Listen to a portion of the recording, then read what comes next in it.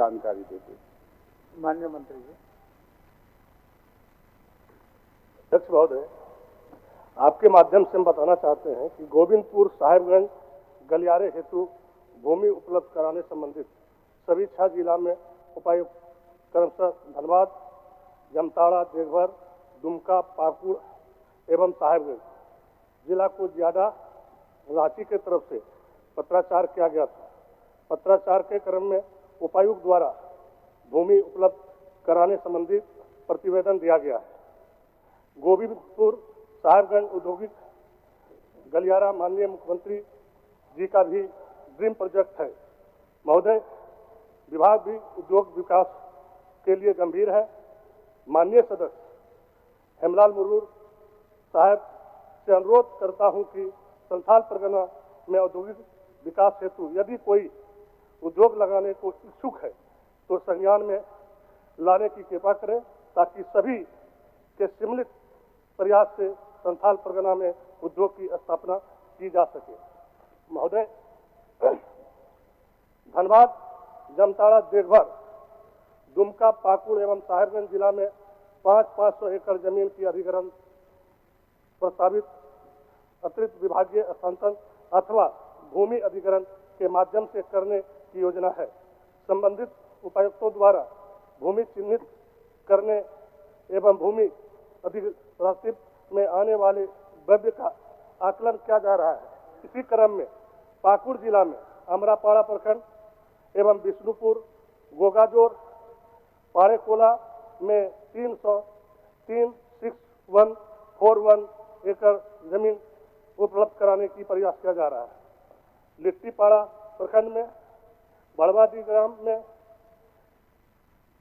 254 एकड़ 30 डिसमिल भूमि का इस हेतु चिन्हित किया गया है। महोदय, चूंकि संथाल परगना का समस्या है महोदय, और संथाल परगना सही मायने में उद्योग में बहुत पिछड़ा रहा है महोदय, और माननीय सदस्य हेमलाल बाबू जो ये चिंता जाहिर की है महोदय, ये बहुत गंभीर मामला है महोदय, और माननीय मुख्यमंत्री जी ने भी संज्ञान में लिया है महोदय, और हम लोग भी विभाग काफी चिंतित है महोदय। और इस तरह का प्रस्ताव अगर आदरणीय हेमलाल बाबू के द्वारा कहीं से चिन्हित किया जाएगा महोदय, प्रस्ताव आएगा तो हम लोग उद्योग लगाएंगे महोदय वहाँ पे, और विभाग इस पर सक्रिय है महोदय। माननीय हेमलाल बाबू। महोदय, आपके माध्यम से माननीय मंत्री को धन्यवाद देना चाहेंगे कि इस राज्य में और खास करके संथाल परगना में उद्योग इकाई लगाने हेतु जो प्रयास इन्होंने किया है और जो तत्परता दिखाया है, इसके लिए मेरे तरफ से इनको धन्यवाद। चलिए, संथाल परगना ऐसे भी नो इंडस्ट्री जोन बहुत कुछ सीखे भी है, जोन और हम चाहेंगे कि बीच बीच में इसी तरह का सलाह देते रहे, ताकि हम लोग मंत्री जी संथाल परगना के साथ साथ झारखंड का विकास कर सके। माननीय मंत्री जी, नो इंडस्ट्री जोन में केंद्र से भी एक नियम है कि नो इंडस्ट्री जोन में इंडस्ट्री लगाने के लिए मदद करते हैं। चलिए, इसका लाभ लीजिए। माननीय सदस्य प्रदीप यादव जी।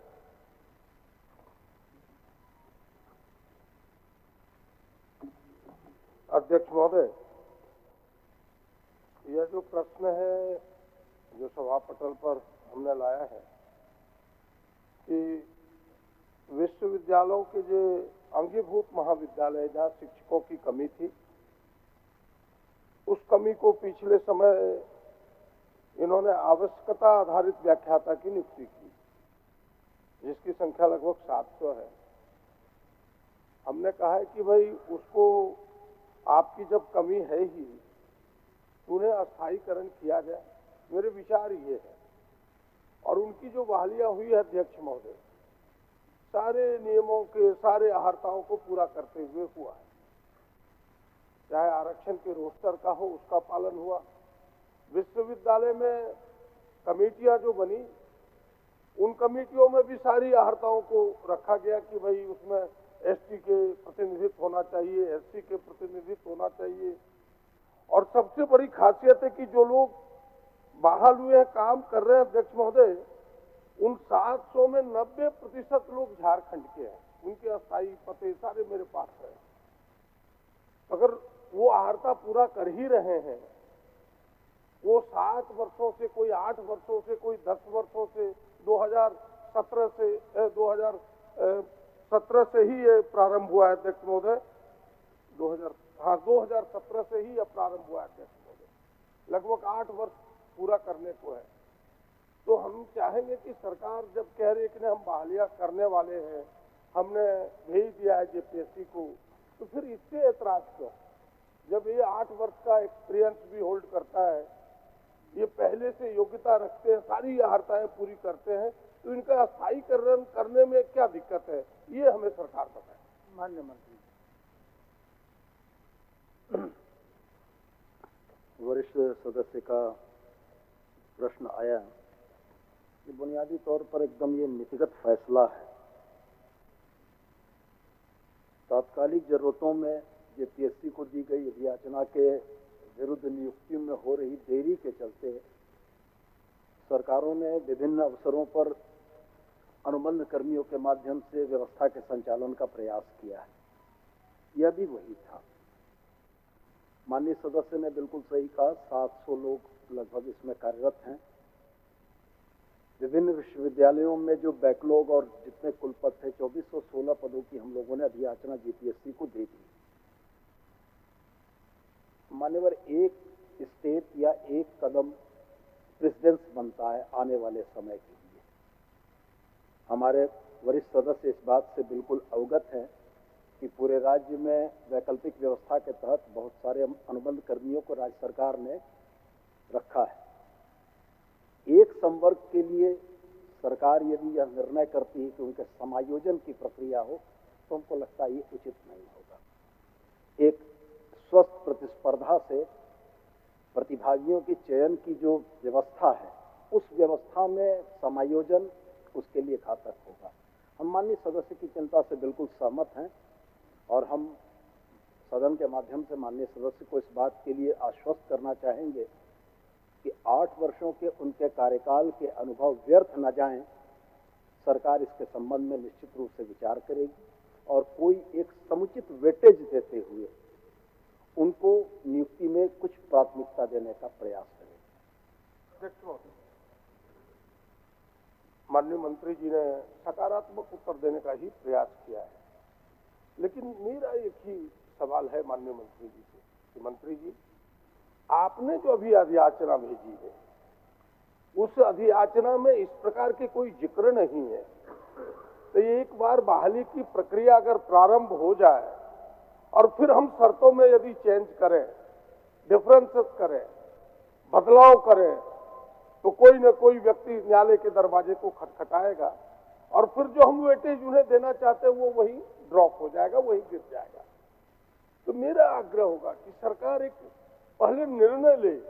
मेरे पास अध्यक्ष महोदय ऐसा नहीं है कि इस राज्य में लोगों को समायोजित नहीं किया गया। कई उदाहरण इस राज्य में भी है, नर्सेज को समायोजन किए गए, हमारे पास उदाहरण। और मेरे पास अध्यक्ष महोदय लगभग 5 राज्यों की चीजें मेरे पास है अध्यक्ष महोदय, जिन राज्यों में इनको जहां जहां जैसे हरियाणा, हिमाचल प्रदेश, राजस्थान में तो अध्यक्ष महोदय 5 वर्षों में उन्हें 20 अंक देकर के सारे लोगों को एडजस्टमेंट किया गया। हिमाचल प्रदेश ने तो सीधे निर्णय लिया कि भाई इन्होंने 7 वर्षों से सेवा दी है और सारी चीज को फुलफिल करता है, तो फिर उसको समायोजित क्यों न करें। हरियाणा ने भी किया, आपके मिजोरम ने किया, कई प्रदेश है जिन प्रदेशों के उदाहरण मेरे पास है। और हमें लगता है कि यहाँ भी कोई ऐतराज नहीं होना चाहिए। तो उदाहरण ये बनेगा कि भाई जिन लोगों की सेवा आपने ली, अभी हाल के दिनों में एक लेक्चरर जो आपके ये नीड बेस्ड लेक्चरर थे, उनकी मृत्यु हो गई। अध्यक्ष महोदय, अखबारों की सुर्खियों में आया कि सारे लोगों ने चंदा करके उन्हें मदद किया। अब इस प्रकार कोई 8 वर्षों तक अपनी सेवा दे और राज्य को सेवा दे, राज्य के छात्रों को सेवा दे, इस शिक्षा में सेवा दे और उसका समायोजन हम न करें, तो फिर उनके साथ अन्याय होगा। इसलिए सरकार को मानवीय तौर पर और इस व्यवस्था को ध्यान में रखते हुए समायोजन की दिशा में कदम बढ़ाना चाहिए और उनको समायोजित करनी चाहिए। आप दूसरे लोगों को भी लीजिएगा, वो भी तो वही आने वाले हैं कि भाई नेट पास होंगे और फिर पीएचडी होंगे।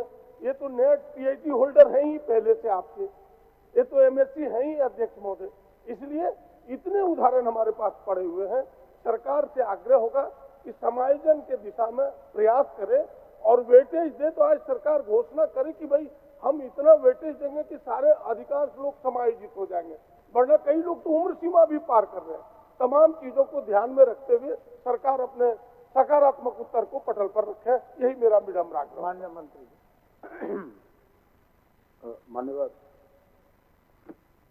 माननीय सदस्य के द्वारा जो चिंता व्यक्त की गई है, मैं व्यक्तिगत तौर से उस पर सहमत हूं, लेकिन नीतियों के निर्धारण के मुद्दे पर व्यक्तिगत सोच नीतियों पर प्रभावी नहीं हो सकती है। सरकार की नीति स्पष्ट तौर पर यह है कि स्वस्थ प्रतिस्पर्धा के तहत उच्च गुणवत्ता के लोग शिक्षण या पठन पाठन के कार्य में अगर आते हैं तो स्वस्थ प्रतिस्पर्धा को रोका नहीं जाना चाहिए। माननीय सदस्य की जो यह चिंता है कि अभियाचना दी जा चुकी है, तो मैं माननीय सदस्य को यह अवगत कराना चाहूँगा कि अभियाचना भेजी गई है। विज्ञापन प्रकाशन से पूर्व सरकार किसी भी नियम को या नीति को परिवर्तित करने की क्षमता रखती है। मैं उनकी इस बात से बिल्कुल सहमत हूँ।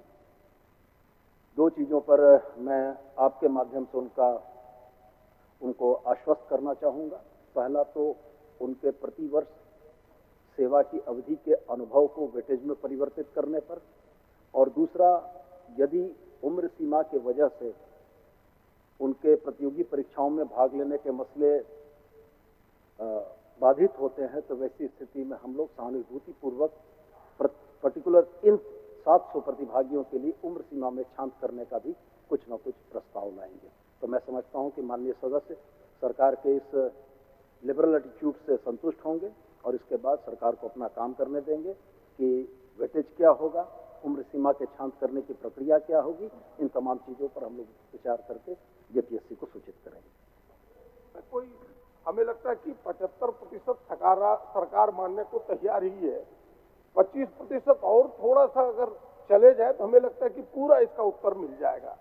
और आपने कहा कि भाई व्यक्तिगत निर्णय सरकार के नीतिगत निर्णय को प्रभावित नहीं कर सकता। आप प्रभावी मंत्री हैं, आप सरकार की नीतियों में परिवर्तन कराने में सार्थक है। नीतियां कौन बनाते हैं? आपका कैबिनेट ही बनाएगा, आप कभी बनाएंगे? राज्य के हित में ही बनाना है, व्यक्ति ही मिलकर के समूह बनता है और उसी समूह का कैबिनेट है, आप उसी प्रतिनिधित्व को करते हैं। इसलिए नीतियों में परिवर्तन किया जा सकता है राज्य हित में, आप करें। और जो आप कह रहे हैं कि प्रतिस्पर्धा और गुणवत्ता युक्त, हम इससे डिफर करते हैं। क्या ये गुणवत्ता युक्त शिक्षक नहीं थे तो 8 वर्षों तक आपने क्या ऐसे लोगों से पढ़वा दिया जो पढ़ाने लायक नहीं था? ये तो उत्तर नहीं है।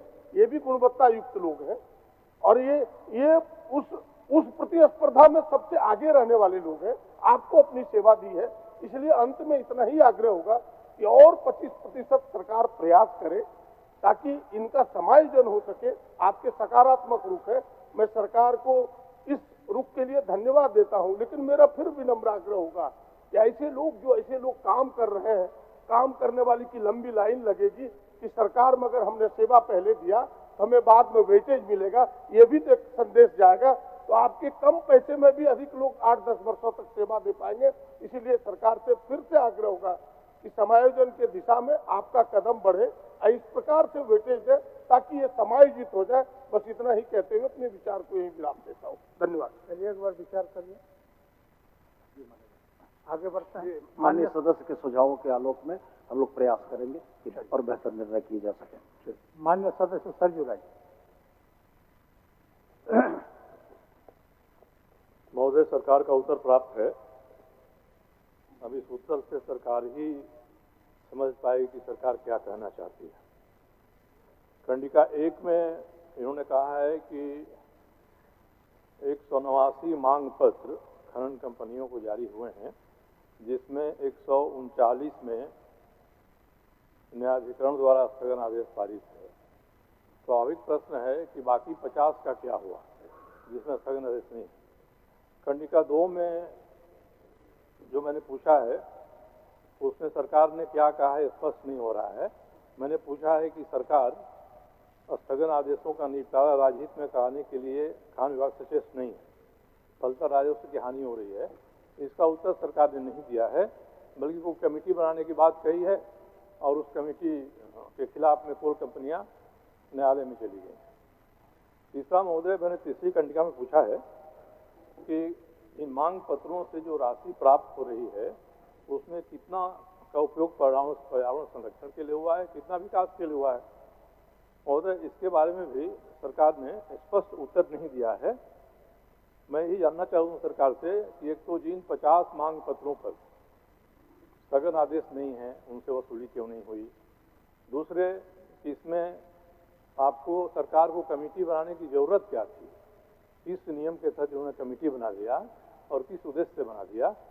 और तीसरा कंडिका का महोदय कि अब तक कितनी राशि की वसूली मांग पत्रों में हुई है और वह राशि कहाँ खर्च हुई है, वह राशि किस जगह पर है। अन्य मंत्री। धन्यवाद महोदय। माननीय वरिष्ठ सदस्य आदरणीय सरजू जी का जो क्वेश्चन है, जो प्रश्न है महोदय, निश्चित तौर पर राज्यहित में है। इनका जो विषय है महोदय, कॉमन कॉज मुकदमा संख्या 114/2014 में पारित माननीय सर्वोच्च न्यायालय के आदेश के आलोक में खान विभाग के जिलावार मांग पत्र के अधिकांश मामले लंबित हैं। इनका जो चिंता है महोदय कि विभाग सचेत नहीं है, यानी इस मांग पत्रों को और मांग पत्रों में समाहित राशि को वसूल करने में विभाग गति नहीं दे रही। महोदय, माननीय अध्यक्ष महोदय, आपके माध्यम से माननीय सदस्य को अवगत कराना चाहेंगे, इसमें कुल 189 मांग पत्र हैं महोदय, जिसमें 139 मांग पत्रों के बाबत 139 माननीय उच्च न्यायालय में लोग गए हुए हैं महोदय, और बाकी जो शेष बचे जो 50 हैं महोदय, वो जिलावार जिला के जिलाधिकारी पर या कहीं और मुकदमा चल रहा है। कुल मिलाकर के महोदय 189 मांग पत्र है, वो सारे के सारे मामले न्यायिक प्रक्रिया में है महोदय, न्यायिक प्रक्रियाधीन है महोदय। और बाकी खंड 2 का जो इनका है कि महोदय कि आखिर क्या आवश्यकता थी इनको कमेटी बनाने के लिए, तो मैंने कमेटी जो सर्वोच्च न्यायालय का जो गाइडलाइन था कि आखिर उस पैसे को आप किस उम्र में खर्चा करेंगे और कैसे करेंगे, उस आलोक में वो कमेटी बनाया गया महोदय। तो कमेटी के बनाने के औचित्य पर ही सवाल हुआ महोदय, और बाकी कंपनियां चली गई न्यायालय में और अब मामला अभी लंबित है महोदय, विचाराधीन है महोदय। ज्यों ही मामला विचाराधीन समाप्त हो गया, न्यायालय का कोई आदेश आएगा महोदय, हम लोग तत्परता के साथ विभाग उस पर गंभीर है महोदय, कि चूंकि राज्य का 1-2 पैसा नहीं है महोदय, और हम बताना चाहेंगे 38,484 करोड़ है महोदय। और माननीय सदस्य की जो चिंता है कि अब तक कितने राजस्व की प्राप्ति हुई, तो महोदय अभी तक हम लोग 882 करोड़ रुपया का राजस्व की प्राप्ति मांग पत्रों के माध्यम से कर चुके हैं महोदय। बाकी शेष मामला विचाराधीन है, न्यायिक प्रक्रिया में है, और जिस दिन कोई आदेश होगा महोदय, विभाग तत्पर है, कटिबद्ध है, निश्चित तौर पर उन मांगों पर विचार करेगी और पैसा वापस लाने की राज्य सरकार काम करेगी महोदय। चलिए महोदय, मेरा स्पष्ट मैं ये जानना चाहता हूँ कि माननीय मंत्री जी के हिसाब से जो 800 करोड़ रुपए आए हैं, वो कॉमन कॉज का जो फैसला है उसके मुताबिक ये सारे पैसे इन्वायरमेंटल कंपनसेशन में खर्च होने हैं। तो क्या सरकार ने 800 करोड़ रुपया वन विभाग को इन्वायरमेंट कंपनसेशन के लिए दे दिया है? एक तो प्रश्न ये है। दूसरा महोदय कि क्या ये सही है कि झारखंड उच्च न्यायालय ने डिस्ट्रिक्ट माइनिंग अफसर के द्वारा दिए गए मांग पत्र को निरस्त कर दिया है? अब हाईकोर्ट ने निरस्त कर दिया है, तो सरकार इस पर आगे क्या कार्रवाई कर रही है? अगर सरकार सचेत है तो बताए सदन को। और दूसरा कि 800 करोड़ रुपया जिसमें सेल का है, उषा मार्टिन का है, टाटा स्टील का है, ये इन्वायरमेंटल कंपनसेशन के लिए वन विभाग को गया कि नहीं गया? ठीक। माननीय अध्यक्ष महोदय, ये जो मांग पत्रों के विरोध में 842 करोड़ रुपया जो आया है, उस पर अभी जो इनका चिंता है कि वो 842 करोड़ रुपया गया कहाँ, तो महोदय इन्वायरमेंट क्लियरेंस में जो डिपॉजिट करना था वो कई जगहों पर उसका खर्चा हुआ है महोदय, कई जगहों पर विभागवार उसको कई जिलों में गया है महोदय। और जो माननीय सदस्य की अंतिम चिंता है कि आखिर इस पर सरकार न्यायिक प्रक्रिया में जो गई हुई थी मांग पत्रों के विरोध में, तो वहाँ पर न्यायिक प्रक्रिया समाप्त हो चुका है महोदय? समाप्त नहीं हुआ है महोदय, अभी न्यायिक प्रक्रियाधीन है महोदय, और जो भी समाप्त होगा, जो भी आदेश होगा, सरकार गंभीर है महोदय, उसको हम लोग अनुपालन साक्षर करने का काम करेंगे महोदय। झारखंड हाईकोर्ट ने 4 दिन पहले जितने मांग पत्र डिस्ट्रिक्ट माइनिंग अफसर के द्वारा जारी किए गए हैं उन सबको निरस्त कर दिया है। मंत्री जी को बताना चाहिए कि हाईकोर्ट के इस निर्णय के खिलाफ के ऊपर में अपील कर रहे हैं, जा रहे हैं, उसको मान रहे हैं। और दूसरा कि जो 842 करोड़ रुपया है, ये वन विभाग को भेजा गया कि नहीं भेजा गया इन्वायरमेंटल कंपनसेशन के लिए? इन्वायरमेंटल कंपनसेशन तो वन पर्यावरण विभाग के माध्यम से ही मिलेगा। वो पैसा सरकार ने अपने खजाना में रख दिया है कि इसके लिए जो बना हुआ है अपरेटस वहाँ, उसके लिए दे दिया है वन विभाग को। साफ साफ कहना चाहिए महोदय, इसका विस्तृत विवरण महोदय माननीय मंत्री जी को प्रस्तुत करना चाहिए सदन में। नहीं, जानकारी है, आपको भी देंगे जानकारी, आप भी उनका पूरा समाज खड़े हो जाइए, आप भी माननीय सदस्य महोदय, आपको भी जानकारी देंगे, 80% जानकारी देंगे। मैंने कहा कि इनका पूरक प्रश्न में भी महोदय इनको देखा जाए कि 800, ये पूरक प्रश्न का पार्ट में हमने कह रहा है महोदय, हम तो स्वीकार किए 842 करोड़ रुपया हम लोग उसमें से वसूले हैं महोदय, आया है मेरे खजाने पर। अब इनका चिंता है कि कहाँ कहाँ गया महोदय, वो भी समय दीजिए, वो भी विस्तृत हम आपको जानकारी देंगे। दूसरा महोदय, दूसरा इनका माननीय सदस्य का हम ये कहेंगे कि चूंकि लंबा अनुभव है और सचेत जानने की जहाँ तक बात विभाग को कहे हैं महोदय, निश्चित तौर पर राज्य सरकार के प्रति चिंता है, राज्य के राजस्व के प्रति चिंता है। कोई सुझाव है तो वो भी ग्रहण करेंगे महोदय कि आखिर माननीय उच्च न्यायालय में जहाँ मामला लंबित है तो सरकार और क्या प्रयास करती है, उनका भी हम लोग सुझाव को ग्रहण करने का काम करेंगे महोदय।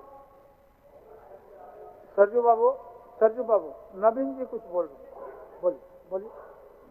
माननीय सदस्य सरजू राय जी का सटीक पूरक है कि जो इन्वायरमेंटल क्लियरेंस के अगेंस्ट में 842 करोड़ रुपया राज्य सरकार रिसीट किया, as per court guideline 842 crore क्या सरकार ने पर्यावरण विभाग को, वन एवं पर्यावरण विभाग को ट्रांसफर किया? यही तो पूछ रहे हैं। तो ये मंत्री जी अलग अलग जिला में भेजे, अरे जिला का नहीं, विभाग को आपने, वन पर्यावरण विभाग को आपने 842 करोड़ रुपया ट्रांसफर किया कि नहीं, वो पूछ रहे हैं। तो मंत्री जी बोलते हैं जिला में भेजे, जल्दी बता देंगे। बोले सटीक जवाब दिला दीजिए ना महोदय। सटीक जवाब ही दे रहे हैं महोदय। शायद माननीय नवीन जी को शायद हमारा जो उत्तर था वो शायद वो नहीं सुन पाए, तो कहीं बात कर रहे थे अगल बगल में महोदय, इसलिए नहीं सुन पाए थे। इस पैसे को हाईकोर्ट के आदेश के आलोक में विधिक समीक्षा की जा रही है महोदय, और हम तो कह रहे हैं कि महोदय समीक्षा उपरांत जिलों को पैसा भेज दिया जाएगा महोदय, या फॉरेस्ट डिपार्टमेंट को भेज दिया जाए। जहां समीक्षा होगा, विधिक समीक्षा, उसके उपरांत उस पर निर्णय लिया जाएगा महोदय। अभी पैसा जमा है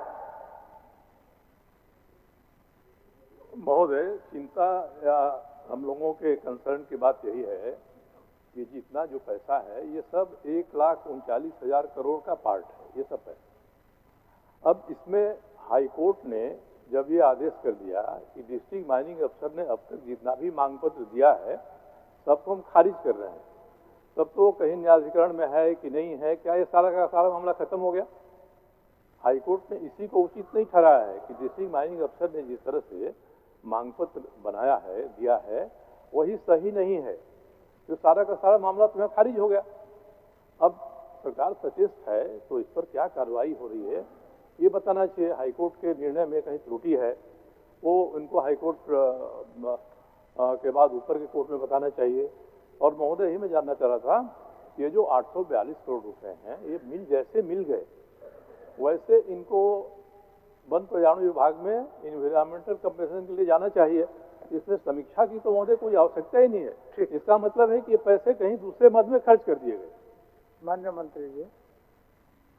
महोदय देखिए, ये सुप्रीम कोर्ट के गाइडलाइन के आधार पर है महोदय, कि जो ऑनरेबल सुप्रीम कोर्ट का जो गाइडलाइन प्राप्त है महोदय, कि पैसे को कैसे खर्च करना है, उस गाइडलाइन के अनुरूप हम लोग विधिक समीक्षा जब तक नहीं करेंगे महोदय, आखिर उस पैसे को खर्च कैसे करेंगे महोदय। क्योंकि इसलिए हम माननीय वरिष्ठ सदस्य सरजू राय जी से हम बार बार कह रहे हैं कि भाई इसको समीक्षा उपरांत जो सुप्रीम कोर्ट का गाइडलाइन है उसके उपरांत हम लोग इस पैसे को खर्चा करेंगे। और जहां तक हाईकोर्ट में कह रहे हैं कि माननीय उच्च न्यायालय में मामला को, मांग पत्रों को निरस्त कर दिया, उसकी हम समीक्षा कर लेते हैं महोदय, जानकारी ले लेते हैं। हमको जानकारी नहीं प्राप्त है, चूंकि ये कह रहे हैं कि 4 दिन पहले हुआ है। जानकारी प्राप्त होने के बाद जो आवश्यक पहल करना होगा हम लोग करेंगे महोदय। अब महोदय माननीय मंत्री जी ने उत्तर दे दिया। मेरा इतना ही कहने कि ये जो सुप्रीम कोर्ट का आदेश है ये 2014 का है, 11 साल हो रहे हैं। 11 साल में सरकार ने अगर अब ये निर्धारित नहीं किया है कि पैसे मिलेंगे इस मद में तो हम कहाँ खर्च करेंगे, तब तो स्पष्ट होता है कि सरकार कितना सचेत है इसमें। महोदय ये पैसा सीधे वन विभाग को दे देना है, वन पर्यावरण विभाग इन्वायरमेंटल कंपेंसेशन से देगा। चलिए माननीय करना चाहिए था। माननीय अध्यक्ष महोदय, मैं तो बार बार कर रहा हूं महोदय कि हम इस पैसे को खर्च नियमावली के आधार पर, सुप्रीम कोर्ट के गाइडलाइन के आधार पर खर्च करना, तो उसके लिए हम 2023 में कमेटी भी बनाए हैं महोदय। लेकिन कमेटी के औचित्य पर ही सवाल हो गया महोदय, इसलिए पैसा अभी तक इसमें हम लोग ऑनगोइंग नहीं कर पाए हैं महोदय। यही तो मैं कह रहा हूँ महोदय। ठीक है सर जी बाबू, पैसा कहाँ है, ये पैसा कहाँ रखा हुआ है, सरकारी बता दे। 842 करोड़ रुपया किस फंड में कहाँ रखा गया है, किस अकाउंट में रखा गया है? अध्यक्ष महोदय, ये जो 842 करोड़ रुपया आया है महोदय, तो निश्चित तौर पर हम उस बात से इनकार थोड़े कर रहे हैं कि महोदय नहीं आया। हम तो कह रहे हैं कि महोदय, हम कोई साक्ष्य नहीं छुपा रहे हैं महोदय। आया है पैसा महोदय, पैसा आया है। हम उसको बोल तो रहे हैं कि मतलब उस पैसा का एक आना पाई का हिसाब हम लोग अगर कहेंगे महोदय तो हम लोग चलता सत्र में देंगे महोदय, बताएंगे।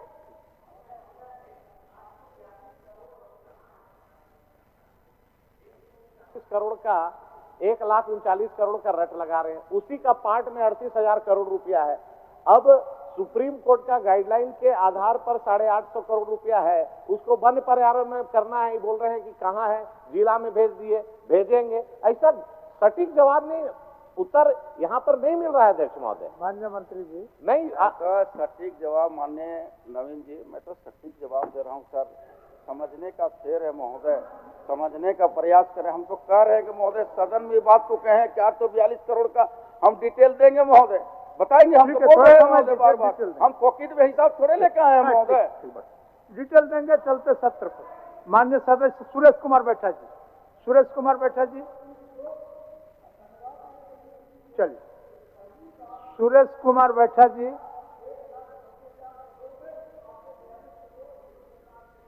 हम आपको धन्यवाद देते हैं। चलिए सुरेश कुमार बैठा जी। धन्यवाद अध्यक्ष महोदय। आज होली है नवीन जी, आज होली है। चलिए बैठिए, पूछिए पूछिए सुरेश बाबू। अध्यक्ष महोदय,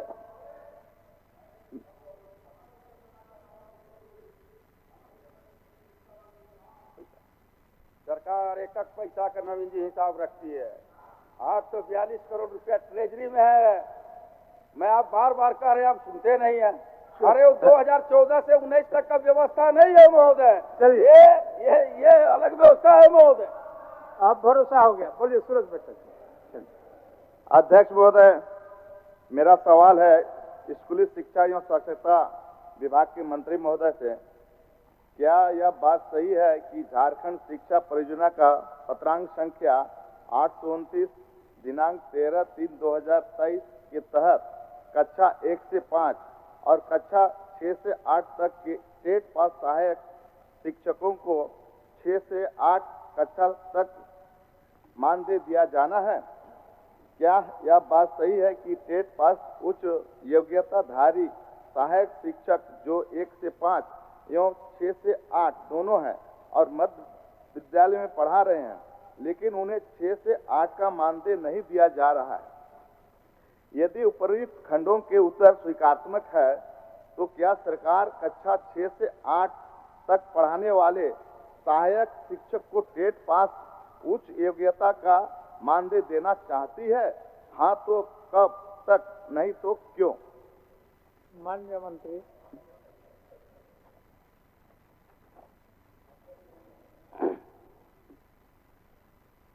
माननीय सदस्य का प्रश्न निश्चित तौर पर बहुत ही महत्वपूर्ण प्रश्न है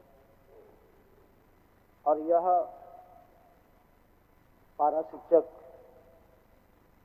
जो 1 to 5 और 6 to 8 जो उनकी वेतन में समानता नहीं है, जिस पर बातें उठाई, इस पर मैं माननीय सदस्य को आश्वस्त करना चाहूँगा, क्योंकि इस बात को मैं स्वीकार करता हूँ महोदय, इसमें त्रुटि हुई है और इस त्रुटि को सुधारने के लिए मैं इस संबंध में राज्य सरकार के प्राप्त विधि विमर्श की पुनः समीक्षा के उपरांत शीघ्र आवश्यक निर्णय लेंगे। अध्यक्ष महोदय, इसमें निश्चित तौर पर त्रुटि हुई है, क्योंकि इनकी जो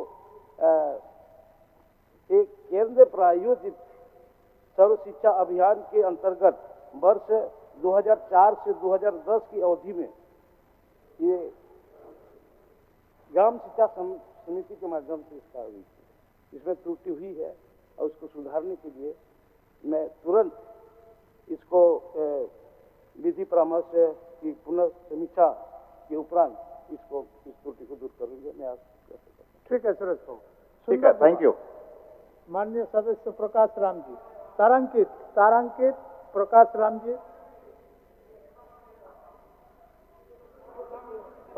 जी, पूछिए। जी अध्यक्ष महोदय, मेरा सवाल है अध्यक्ष महोदय, लातेहार जिले के चंदवा प्रखंड के ग्राम सिकनी में जीएसएमडीसी द्वारा संचालित किया जा रहा कोल माइंस लगभग 1 साल से बंद है। अध्यक्ष महोदय, उत्तर सरकार का मिला है, इन्होंने लिखा कि 27/2/2025 तक इसका जो है खनन पट्टा दिया गया था अध्यक्ष महोदय, और इन्होंने लिखा है कि खनन पट्टा अवधि के विस्तार का प्रस्ताव स्वीकृति हेतु प्रक्रियाधीन है। अध्यक्ष महोदय, हम ये जानना चाहते हैं कि यह कब तक जो है अवधि का विस्तार करेंगे। माननीय मंत्री। माननीय अध्यक्ष महोदय, माननीय सदस्य प्रकाश राम जी का प्रश्न है महोदय, निश्चित तौर पर राजस्व का विषय है महोदय और राजहित का विषय है, तो माननीय सदस्य की चिंता लाजमी है। इनका पूरक प्रश्न है महोदय कि जीएसएमडीसी का कोयला खनन का पट्टा जो उनको मिला था महोदय, उसको मिला था वो बंद है महोदय। हमको आपके माध्यम से हम सदस्य को जानकारी देना चाहेंगे कि 27/2/2025 तक इसका अवधि विस्तार था महोदय, इसका उसके बाद एग्रीमेंट समाप्त हो गया महोदय, और उत्तर में बड़ा स्पष्ट लिखा हुआ महोदय कि प्रक्रिया देने, यानी कैबिनेट के अनुमोदन का प्रत्याशा में है महोदय, और उनको आश्वस्त कराना चाहते हैं कि इस मार्च के महीने तक हमारी सरकार गंभीर है महोदय, कैबिनेट में प्रस्ताव ला करके उसको नवीनीकरण करने का काम करेगी महोदय। चलिए प्रकाश जी, ठीक, धन्यवाद महोदय। माननीय सदस्य नागेंद्रनाथ महतो जी। माननीय सदस्य नागेंद्रनाथ महतो जी। अध्यक्ष महोदय, स्कूली शिक्षा साक्षरता डायनामिक शब्दों का एप्रोप्रिएट इस्तेमाल हो रहा है। क्या बात सही है कि वर्ष 2015-16 से झारखंड के सरकारी +2 उच्च विद्यालयों में व्यावसायिक शिक्षा का संचालन केंद्र एवं राज्य सरकार 60-40 अनुपात में मानदेय देने की शर्त पर कर रही है, जिसके अंतर्गत 892 व्यावसायिक शिक्षक कार्यरत हैं। महोदय, उत्तर आए स्वीकारात्मक, लेकिन क्या यह बात सही है कि व्यावसायिक शिक्षकों का मानदेय 20,000 रुपये प्रति माह है, परंतु व्यावसायिक शिक्षकों को नियुक्ति करने वाली कंपनियां मनमानी तरीके से विभिन्न कटौतियों के बाद विभिन्न जगहों के अलग अलग राशि का भुगतान करती है। साथ ही इनकी सेवा के 9 वर्ष बाद भी किसी प्रकार का मानदेय में वृद्धि नहीं किया गया है, जबकि दूसरे प्रदेशों में प्रत्येक वर्ष 5% की वृद्धि मानदेय दी जाती है। अध्यक्ष महोदय, ये व्यावसायिक प्रशिक्षकों के मानदेय की वृद्धि कम बोलती है, जो रिपोर्ट आया है, जो उत्तर आया है, इसमें कहता है उनकी कंपनी उसको स्वीकृत करती है व्यावसायिक प्रशिक्षक प्रदाता को। लेकिन यहाँ जो 20,000 रुपये की मानदेय देने की बात है, या 20,000 नहीं, 12,000 15,000 मात्र मिलता है। एक जैसा राशि 20,000 अगर मिले तो ठीक है, और प्रत्येक 9 वर्ष बाद वृद्धि होनी चाहिए और 5% की बढ़ोतरी होनी चाहिए, लेकिन ये बढ़ोतरी नहीं हो पाती है। इसलिए अध्यक्ष महोदय, हमारा मांग है कि इनका बिचौली कंपनियों से हटाकर इसको व्यावसायिक शिक्षकों को सीधा झारखंड शिक्षा परियोजना परिषद में लाने का हमारी मांग है, ताकि उन बेरोजगार शिक्षकों को जो यहाँ सेवा दे रहे हैं उनको बढ़िया से मानदेय मिल सके, उसका परिवार का भरण पोषण हो सके। माननीय मंत्री जी। अध्यक्ष महोदय। अच्छा, आने दीजिए, फिर आपको दे रहे हैं, आने दीजिए। अध्यक्ष महोदय, माननीय सदस्य का प्रश्न भी गंभीर है और इनकी प्रश्न से मैं अवगत हुआ हूँ। ये पूर्ण रूप से महोदय, ये जो व्यवसायिक शिक्षा प्रशिक्षण जो है, ये संवेदक ही पर ही उसको दिया गया है, और संवेदक के माध्यम से ही, संवेदक का अंदर ही वो कार्यरत हैं, और उन्हें सरकार की ओर से उन संवेदक को प्रति माह 20,000 रुपया करके देने का निर्धारित किया गया है, और उसी 20,000 में उनको सारी व्यवस्था, उसका जो भी सुविधा है, चाहे पीएफ हो, चाहे जो भी सरकार के नियमानुसार अनुकूल जो उनको सुविधा मिलना है, उसी से उनको मिलना है। तो इसीलिए महोदय, उसमें हमारा 9 एजेंसी है, 9 एजेंसी में सैकड़ों कार्यरत कार्य कर रहे हैं, और ये उसको इसका समायोजन की जो बात कर रहे हैं, ये पूर्ण रूप से ये नीतिगत की बात बनती है। नीतिगत अनुसार इसको बातों को रखा जाएगा, और उसमें उसका उपरांत जो भी निर्णय होगा मैं सदस्य को अवगत करा दूंगा। रुके बोलिए, 1 मिनट। अध्यक्ष महोदय, हमारा भी प्रश्न था महोदय कि 13 पारा शिक्षक जो हिंदी विद्यापीठ देवघर से जो डिग्री लिए थे, उन्हें फर्जी डिग्री बता करके और सेवामुक्त किया गया है, और सेम डिग्री में गिरिडीह में वो कार्यरत है। तो हम उन पर भी तलवार लटक रही है महोदय। तो हम कोडरमा गिरिडीह की बात नहीं कर रहे हैं महोदय, हम पूरे झारखंड के ऐसे सहायक प्राध्यापकों की बात कर रहे हैं महोदय। 1 सेकंड महोदय, कि जो मैट्रिक तो किए महोदय, उनकी डिग्री में कोई दिक्कत नहीं है, लेकिन जो योग्यता विस्तार के लिए अन्य डिग्री लिए हैं महोदय, तो ऐसे भी माननीय मुख्यमंत्री जी कहते हैं कि झारखंड के लोग बोलता है महोदय। तो महोदय, उनको क्या पता कि कहाँ की डिग्री महोदय, कहाँ की डिग्री की मान्यता है, कहाँ की डिग्री की मान्यता नहीं है। बेचारे, इनका क्या कसूर महोदय? 18 साल 20 साल से ये नौकरी कर रहे हैं महोदय। ऐसी बेरोजगारी नॉट रेलिवेंट क्वेश्चन मैडम।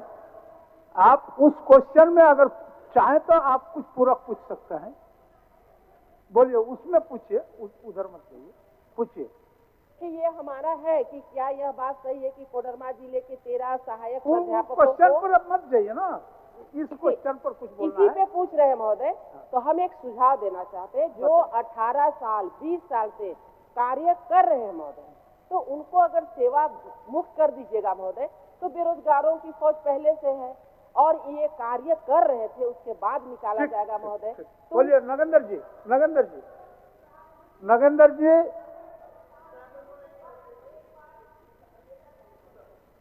फिर कहाँ विद्यापीठ चले गए? देवघर। अध्यक्ष महोदय, अब बताइए, क्वेश्चन इनका बहुत बढ़िया क्वेश्चन, इसको काहे डाइल्यूट कर रहे हैं? +2 उच्च विद्यालय में कार्यरत उनका डाइल्यूट मत कर दीजिए, उनको संतुष्ट हो लेने दीजिए। +2 उच्च विद्यालय में 892 शिक्षक कार्यरत है, उनकी बात मैं कर रहा हूँ, नई बात नहीं कर रहा हूँ कि उनको छाटा जा रहा है, ये कर रहा है, लेकिन उसको मानदेय कम मिल रहा है। 20,000 मानदेय की स्वीकृति हुई है, कहीं 15,000 देता है, कहीं 12,000 देता है। जवाब दिलवा देते हैं। उसी पर दिलवा दे। मान्य मंत्री जी, वेतन का जो विसंगति है, वेतन का जो विसंगति है उसी पर मान्य महोदय, वेतन का जो विसंगति है मैं उसको स्वीकार करता हूँ जी, लेकिन यह पूर्ण रूप से संवेदक के अधीन काम करते हैं महोदय। इसलिए मैं कह रहा हूँ ये एक नीतिगत मामला आ जाता है, जिसमें नीतिगत मामला आने पर मैं निश्चित रूप से इस पर विचार करेंगे। विचार करने के उपरांत मैं इसको माननीय सदस्य को बता दूंगा। ठीक। अध्यक्ष माननीय महोदय, सदस्य संवेदक स्टीफन की मारंडी बात हो रही है, आपको बता दें। मान्य सदस्य प्रोफेसर स्टीफन मारंडी जी। अध्यक्ष महोदय, जवाब मिल चुका है। मैं सिर्फ जानना चाहता हूं सरकार की मंशा। जो सरकार ने जवाब दिया है कि वहाँ को एजुकेशन है। हमने मांगा था एक बालिका उच्च विद्यालय। बालिका उच्च विद्यालय अध्यक्ष महोदय नहीं है, और हमको दिखा दिया गया कि वहाँ को एजुकेशन एक स्कूल है जहाँ बालिकाएं पढ़ सकती है। तो सरकार से मैं ये जानना चाहता हूँ कि ये बालिका उच्च विद्यालय की प्रखंड मुख्यालय, यहाँ लड़कियों की संख्या बहुत ज़्यादा है और अनेक तरह की दिक्कतें होती है को एजुकेशन में।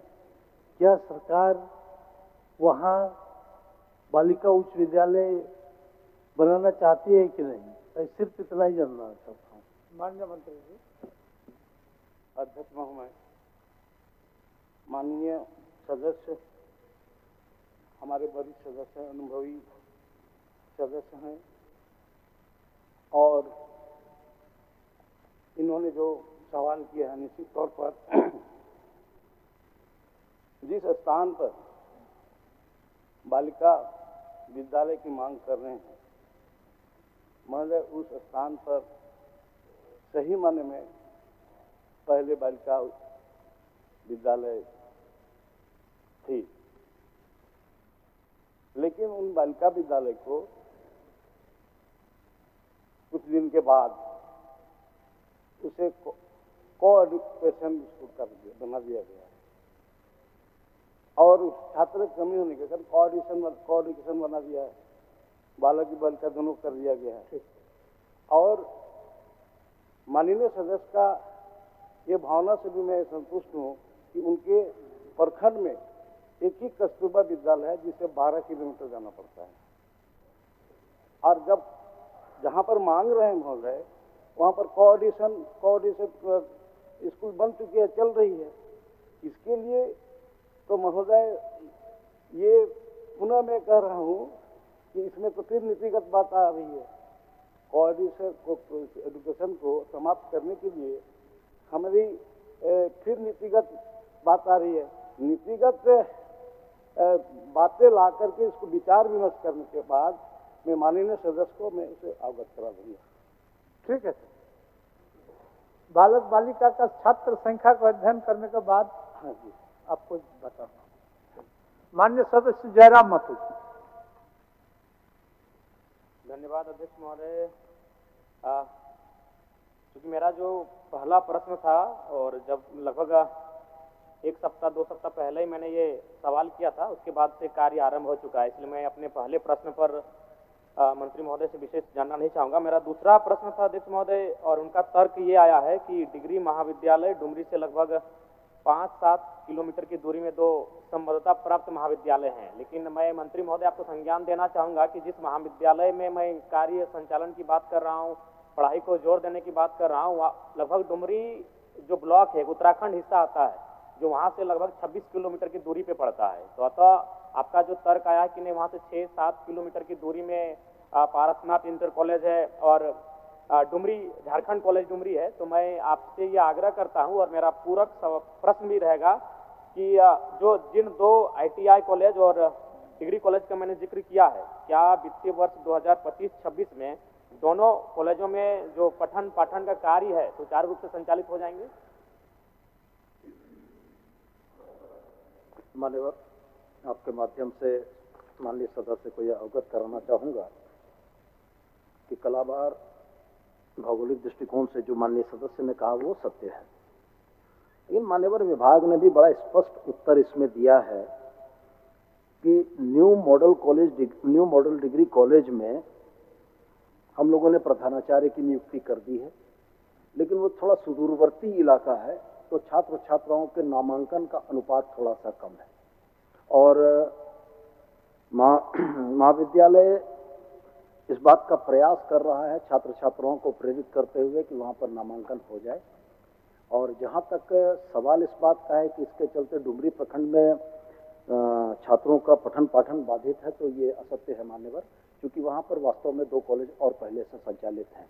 और जो पूरक में पूछा गया है माननीय सदस्य के द्वारा प्रशिक्षण विद्यालय के लिए, तो उसमें बड़ा स्पष्ट उत्तर विभाग ने दिया है कि चूंकि अधिकारियों की कमी थी तो नामांकन तो वहाँ जरूर हुआ, लेकिन उनका प्रशिक्षण और पठन पाठन बोकारो के कॉलेज में चल रहा है। और जैसे ही हमारी अधिकारियों की कमी दूर हो जाएगी, हम यथा स्थान पर उनको भी ले आएंगे। और कालाबार के जिस मॉडल डिग्री कॉलेज के पठन पाठन को सुचारू करने की बात माननीय सदस्य की तरफ से आई है, हम उनको आश्वस्त करना चाहेंगे आपके माध्यम से कि छात्र छात्राओं की संख्या को ध्यान में रखते हुए हम लोग वहाँ पर पठन पाठन जल्द से जल्द शुरू कराने का प्रयास करेंगे। धन्यवाद। ठीक है जयराम जी। संजय कुमार सिंह यादव। संजय कुमार सिंह यादव। अध्यक्ष महोदय, जवाब मिला है महोदय। मैं माननीय मंत्री जी से पूछना चाहता हूं कि ये बनाएंगे कि नहीं, स्पष्ट जवाब नहीं है, तो गोल मटोल जवाब है।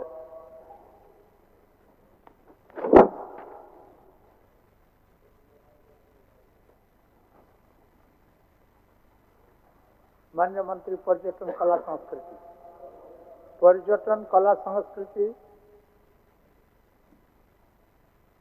मंत्री महोदय, पर्यटन कला संस्कृति नहीं, मैं उनका पूरक नहीं सुन पाया था मान्यवर। पूरक नहीं बनाएंगे या नहीं, वही पूरक है।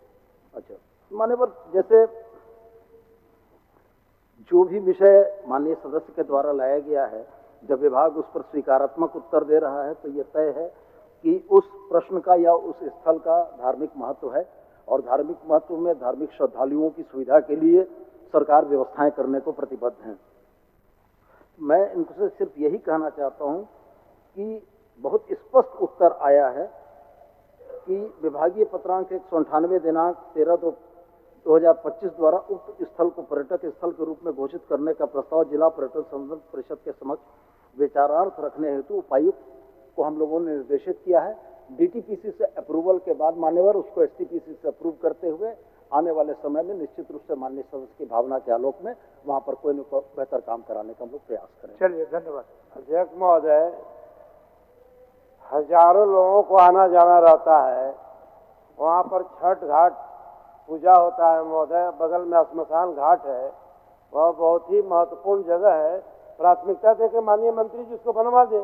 ठीक ठीक, प्राथमिकता देकर ही जी बिल्कुल। लेकिन मैं माननीय सदस्य से भी आग्रह करना चाहूंगा कि जिला पर्यटन संवर्धन समिति के माननीय सदस्य होते हैं, तो वहां से जिला संवर्धन समिति से प्रस्ताव हमको विचारार्थ भेज दें, हम लोग यथाशीघ्र इस पर निर्णय लेंगे।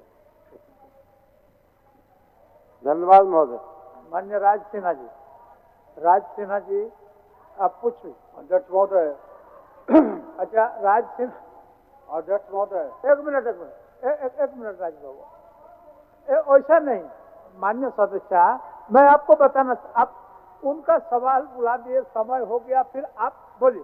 कितना देर में तो हो जाता है, आपको समझाना भी मुश्किल। अध्यक्ष महोदय, झुमरी तिलैया में जो तिलैया डैम है महोदय, उसको पर्यटन क्षेत्र घोषित किया गया है महोदय। अभी हम उसी रास्ते से आना जाना कर रहा है, देख रहे कि वहाँ धुआं उठ रहा है महोदय। पता चला तो पूरा बरही का कचरा जो है महोदय उस डैम में फेंका जा रहा है। इसको माननीय मंत्री जी तुरंत रोक लगवाइए, अब डैम का कचरा जाएगा महोदय। इतना महत्वपूर्ण क्वेश्चन है महोदय। ठीक, चलिए राज सिन्हा जी चलिए। अध्यक्ष महोदय, मेरा प्रश्न अध्यक्ष महोदय झारखंड का बहुत ही महत्वपूर्ण पर्यटक स्थल है भाटिंडा फॉल अध्यक्ष महोदय, जो मेरे विधानसभा में मुरीडी के पास अवस्थित है अध्यक्ष महोदय। सरकार ने स्वीकार भी किया अध्यक्ष महोदय प्रश्न के पहले भाग को कि जो प्रवासी पक्षियों के प्रवास सहित पर्यटन के दृष्टिकोण से महत्वपूर्ण स्थल है। लेकिन अध्यक्ष महोदय, यह जो तीसरा खंड है अध्यक्ष महोदय, जिसमें इसके विकास के विषय में जब पूछा हो अध्यक्ष महोदय, तो एक जवाब है कि प्रश्नाधीन धनबाद जिला अंतर्गत भाटिंडा फॉल को विभागीय सूचना योजना के अनुसार श्रेणी डी के पर्यटक स्थल के रूप में सूचित किया गया है। अध्यक्ष महोदय, भाटिंडा फॉल में हजारों लोग हर वर्ष आते हैं अध्यक्ष महोदय, और एक समय था जबकि वहाँ बंगाल से या बाहर के राज्यों से अध्यक्ष महोदय वहाँ लोग आते थे, वहाँ फिल्मों की शूटिंग होती थी। लेकिन अव्यवस्था के चलते अध्यक्ष महोदय धीरे धीरे वहाँ पे कम होता गया। आज भी लेकिन हजारों लोग बंगाल से अगल बगल से लोग वहाँ आते अध्यक्ष महोदय, और दुख इस बात का अध्यक्ष महोदय, हर साल कम से कम 10-15 लोग वहाँ डूबने के कारण काल के गाल में समा जाते अध्यक्ष महोदय। कोई व्यवस्था नहीं अध्यक्ष महोदय। मेरा सरकार से यही मानना प्रश्न अध्यक्ष महोदय कि इस पर्यटक स्थल को अगर हम लोग बढ़ाएं अध्यक्ष महोदय, उसको अपग्रेड करें, तो काफी वहाँ विकास की रेवेन्यू की संभावना अध्यक्ष महोदय। तो क्या 2-3 विषय अध्यक्ष महोदय, एक तो कि वहाँ उसका विकास हो अध्यक्ष महोदय, दूसरा कि वहाँ पे जो गोताखोर है अगल बगल के गांव के लोग लड़के अध्यक्ष महोदय, 15-20 लड़कों का समूह अध्यक्ष महोदय, वहाँ उस स्पॉट में एक सतखटिया नामक जगह है, गड्ढा है, जहाँ डूबने के बाद पता ही नहीं चलता है अध्यक्ष महोदय, और वो लड़के जान जोखिम पे रख करके किसी प्रकार से 1 दिन 2 दिन के बाद उस बॉडी को निकालते हैं अध्यक्ष महोदय। तो एक तो उन लड़कों को प्रशिक्षित करके और उनको जो आधुनिक गोताखोर के उपकरण है उससे सुसज्जित करने का सरकार विचार करे। दूसरा अध्यक्ष महोदय, वहाँ सोलर लाइट कम से कम रात में लाइट जले। तीसरा उसका डेवलपमेंट हो अध्यक्ष महोदय, बाउंड्री वाल भी जगह जगह टूट गया है, और आने जाने का जो रास्ता अध्यक्ष महोदय वो काफी संकरा है। तो मेरा इन्हीं विषयों पे यह सरकार से जानना चाहते हैं अध्यक्ष महोदय कि विकास करके गोताखोरों का विकास और वहाँ पर सोलर लाइट और रास्ते का विकास सरकार क्या करना चाहती है। ठीक, माननीय मंत्री जी। माननीय मंत्री जी, माननीय सदस्य ने गंभीर विषय की ओर सदन का ध्यान आकृष्ट कराया है और मेरा भी ध्यान आकृष्ट कराया है। माननीय सदस्य, सरकार के उत्तर में बड़ा स्पष्ट है कि वह पर्यटन क्षेत्र डी श्रेणी में अधिसूचित है। डी श्रेणी में अधिसूचित होने के बाद भी राज्य सरकार ने 1,04,97,000 रुपए की राशि अनाबद्ध राशि के तौर पर दी है। तो माननीय सदस्य का विधानसभा क्षेत्र है, निश्चित रूप से अपने जिले के उपायुक्त के साथ मिलकर 1,04,00,000 रुपए की इस राशि में, चाहे वो सोलर लाइट हो, चाहे वहाँ जो तात्कालिक व्यवस्था की जा सकती हो, उसका माननीय सदस्य काम कर लें, और जिला के उपायुक्त के माध्यम से फिर कोई अधियाचना अगर आती है, पर्यटन विभाग इस पर निश्चित रूप से ध्यान देगा। और इनका जो पूरक प्रश्न था डूबने से होने वाली मौतों के विषय में, तो मैं इस बात के लिए उनको आश्वस्त करना चाहूँगा कि हमारी पर्यटन नीति में पर्यटक मित्र के तौर पर लोगों को बहाल किए जाने, अनुबंध पर रखे जाने का प्रावधान है। मैं अपने जिला टूरिज्म ऑफिसर से बात कर लेता हूं। भटिंडा फॉल के पास जिन लड़कों का ये जिक्र कर रहे हैं, जो गोताखोरी जानते हैं, उनको पर्यटक मित्र के तौर पर सूचीबद्ध करते हुए गोताखोरी के ट्रेनिंग और पर्यटकों की जान बचाने का प्रशिक्षण देने का हम लोग प्रयास करेंगे। और माननीय सदस्य एक बार अपने स्तर से इन चीज़ों को देखकर वहाँ जो भी सुविधाएं हैं वो बहाल करवा लें, और जो भी अधियाचना जिला की तरफ से आएगी हम लोग उसको पुनः करेंगे। हो गया अध्यक्ष महोदय, 1 मिनट, मेरा माननीय मंत्री जी से आग्रह होगा। 1 मिनट सिन्हा जी, मेरा माननीय बोल। जिला के अंतर्गत पुनासी जलाशय योजना बन के कंप्लीट है महोदय, और वहाँ जो है बंगाल, बिहार, हर प्रदेश से जो है पर्यटक लोग आते हैं। चाय पीने का महोदय, चाय पीने का व्यवस्था नहीं है। इसलिए माननीय मंत्री महोदय आपके से मांग करते हैं कि पुनासी जलाशय योजना डैम पर सौंदर्यीकरण हो और वहाँ जो है पर्यटक लोगों के लिए जो है व्यवस्था हो महोदय, रेस्टोरेंट वगैरह सब चीज बन आ गया, सूचना में आ गया। पुनासी के पास चलिए। अध्यक्ष महोदय, मेरा यह आग्रह अध्यक्ष महोदय कि उसके महत्व को देखते हुए अब 1 करोड़ माननीय मंत्री जी अनाबद्ध से दिए हैं, उसमें पूरे जिले भर के लिए अध्यक्ष महोदय, और वहाँ कोई विकास उसमें बहुत कुछ हो नहीं पाया अध्यक्ष महोदय, केवल बंदर बाट होकर के वो रह गया। मेरा यह आग्रह अध्यक्ष महोदय कि उस स्थान के महत्व को देखते हुए, क्योंकि वहाँ बाहर के राज्यों से अध्यक्ष महोदय पर्यटक आते हैं, फिल्मों की शूटिंग भी होती है, युवा स्थानीय लड़कों को काफी रोजगार भी मिलता है वहां पे अध्यक्ष महोदय। तो उसके श्रेणी को अपग्रेड करके या राज्य सरकार खुद उसका जिम्मा लेकर के उस पर्यटक स्थल को अगर विकसित करे अध्यक्ष महोदय, तो झारखंड के वन ऑफ द बेस्ट पर्यटक स्थल में भी उसका स्थान भटिंडा फॉल का आ सकता है महोदय। इस पे सरकार विचार करे। माननीय मंत्री जी। सर, माननीय सदस्य को ये अवगत कराना चाहूंगा कि फुटफॉल के हिसाब से ग्रेडेशन होता है। ए से लेकर डी तक का ग्रेडेशन उस क्षेत्र में फुटफॉल के आधार पर होता है, और डेलॉइट एक हमारी पीएमयू है जो इस बात का आकलन करके देती है। हम माननीय सदस्य की भावना का सम्मान करते हुए इसको पुनः जांच करवा लेते हैं। अगर वह पर्यटक स्थल डी श्रेणी से भी ऊपर स्तर का है तो हम लोग निश्चित देखेंगे, और राज्य का पर्यटक स्थल राज्य की धरोहर है, निश्चित रूप से हम लोग उसको बेहतर करने का प्रयास करेंगे। क्या बोलना चाह रहे? धन्यवाद महोदय। चलिए, क्या बोलना चाह रहे? माननीय अध्यक्ष महोदय, क्या ये बात सही है कि पिछले 5 वर्षों में कुल 112 उत्कृष्ट विद्यालय की स्थापना की गई थी, जिसमें राज्य के हजारों छात्र छात्राएं पठन करते? माननीय सदस्य, अब कुछ सूचना देना चाहते हैं? मेरा क्वेश्चन था। क्वेश्चन अच्छा रहने दीजिए, क्वेश्चन फिर उसका उत्तर आपको मिल जाएगा, उत्तर मिल जाएगा। थोड़ा मेरा नहीं, अभी क्वेश्चन सीरियल में जो आता है मेरा भी इसी में अध्यक्ष महोदय। हाँ ठीक, हम समझ गए, लेकिन नहीं आया। बट आएगा नहीं ना, बहुत पीछे है। नहीं, ठीक है, ठीक, उसको फिर दूसरे हिसाब से आपको हम बता दें। शून्यकाल माननीय सदस्य मंगलकालीन भी,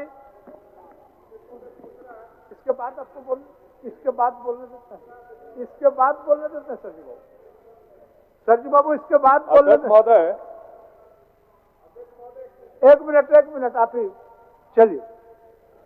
महोदय, आज के सभी अखबारों में प्रमुखता से छपा है कि अमन साव नाम का अपराधी छत्तीसगढ़ जेल से रांची लाया जा रहा था। पुलिस को पूछताछ करनी थी, बीच में उसकी हत्या हो गई या इनकाउंटर हो गया। सदन चल रहा है, गंभीर घटना है। सरकार को चलते सदन में इस पर एक स्पष्ट प्रतिवेदन सदन के सामने रखना चाहिए। ठीक, चलिए शून्यकाल बोलिए। अध्यक्ष महोदय, जोगसलाई विधानसभा क्षेत्र अंतर्गत पटमदा एवं बराम कृषि आधारित क्षेत्र है। किसानों को अपनी फसल को सुरक्षित रख रखाव हेतु सरकार द्वारा पटमदा अंचल के ग्राम बामनी में एक कोल्ड स्टोरेज का निर्माण कराया गया। उक्त कोल्ड स्टोरेज का निर्माण 2024 को स्थानीय विधायक की उपस्थिति में उद्घाटन किया गया। सरकार द्वारा उक्त कोल्ड स्टोरेज के देख रेख हेतु संवेदक को दिया गया, परंतु संवेदक द्वारा आज तक वहाँ किसी भी किसानों के फसल सब्जी के रख रखाव कार्य नहीं किया गया है, जिस कारण उक्त अंचलों के किसानों को काफी दिक्कतों का सामना करना पड़ता है। अंत में अपर लोकहित में सदन के माध्यम से कोल्ड स्टोरेज को चालू करने हेतु सरकार से मांग करते हैं। माननीय सदस्य श्री जयराम कुमार महतो। धन्यवाद अध्यक्ष महोदय। डुमरी विधानसभा का डुमरी अनुमंडल पारसनाथ की तराई में स्थित है। छोटे छोटे वनों और छोटे बड़े पहाड़ों के आवरण में ग्रामीण जीवन की परिवेश में अंगड़ाई लेता हुआ यह क्षेत्र आज भी तनिक अभाव के साथ प्रगति के पथ पर अग्रसर है। कुछ प्रयास करने से यह भूभाग प्रगति की गति को पकड़ सकता है। उसी में एक महत्वपूर्ण विषय है डुमरी अनुमंडल का अलग जिला बनना। अलग जिला के साथ साथ राजधानी रांची और उप राजधानी दुमका को जोड़ने वाली एकमात्र सड़क डुमरी से होकर गुजरती है। अतः शून्य काल में आशाओं के आसन के माध्यम से सरकार से ये मांग करता हूं कि डुमरी को एक अलग जिला, डुमरी प्रखंड के उत्तराखंड तथा नावाडी प्रखंड के ऊपरघाट को नया प्रखंड बना जाए तथा झारखंड राज्य राजमार्ग प्राधिकरण के माध्यम से जैना मोड़ से बेरमो, नवाडी, डुमरी, पीरटा होते हुए गिरिडीह तक 4 लेन का निर्माण कराया जाए। धन्यवाद अध्यक्ष महोदय। माननीय सदस्य कुमार उज्ज्वल।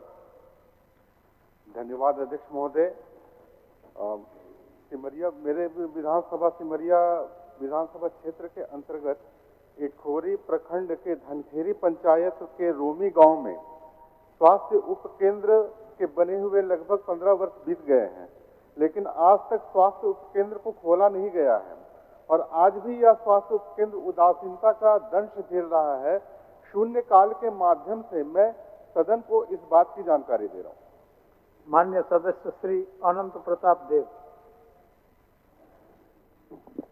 अध्यक्ष महोदय, गढ़वा जिला अंतर्गत सगमा प्रखंड के लगभग 45,000 की आबादी को ढुरकी विद्युत सब स्टेशन से विद्युत आपूर्ति की जाती है।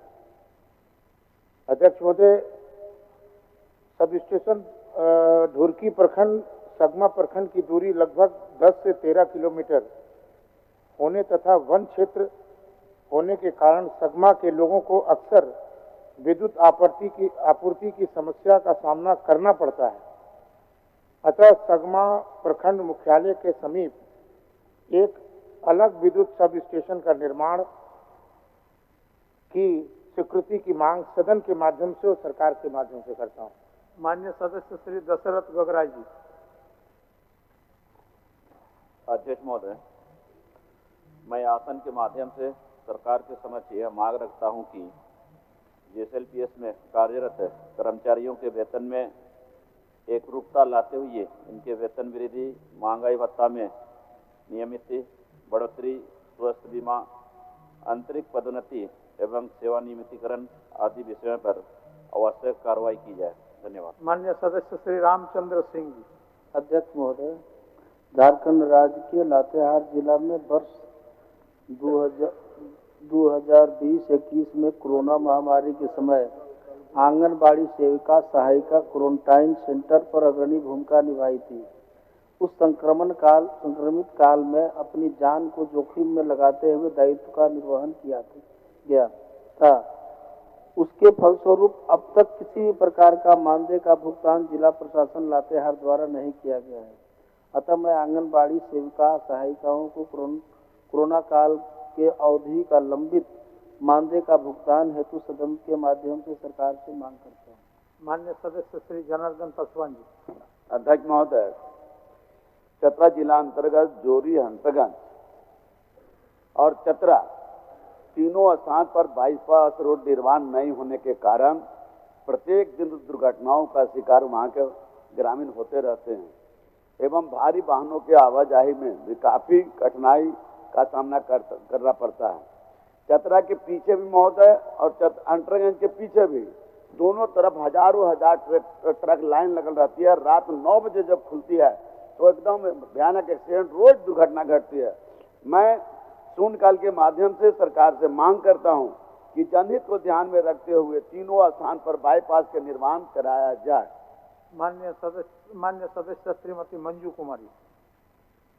एक अच्छा रिपोर्ट पढ़ने बाद में दे दीजिएगा। धन्यवाद अध्यक्ष महोदय। मेरे विधानसभा क्षेत्र जमुआ अंतर्गत जमुआ प्रखंड स्थित इंदिरा गांधी उच्च विद्यालय, जमुआ बालिका उच्च विद्यालय हिरोडी, उच्च विद्यालय बदडीहा एवं देवरी प्रखंड स्थित जनार्दन सिंह उच्च विद्यालय क्षेत्रों इंदिरा गांधी उच्च विद्यालय मानववाद वर्षों से वित्त रहित होने के कारण अध्ययनरत छात्र छात्राएं सभी तरह के सरकारी लाभ से वंचित है। अध्यक्ष महोदय, इसके बावजूद उच्च विद्यालय वित्त रहित रहने के कारण शिक्षकों का वेतन भी पर्याप्त नहीं है। अध्यक्ष महोदय, अतः वर्णित उच्च विद्यालयों को वित्त सहित करने की मांग में सरकार से करती हूँ। धन्यवाद अध्यक्ष महोदय। माननीय सदस्य श्री भूषण तिर्की जी। अध्यक्ष महोदय, गुमला विधानसभा क्षेत्र अंतर्गत जारी प्रखंड जो परमवीर चक्कर विजेता सहित अल्बर्टेका के नाम से है एवं आदिवासी बहुल क्षेत्र है। जारी प्रखंड को बने लगभग 15 साल बीत गए।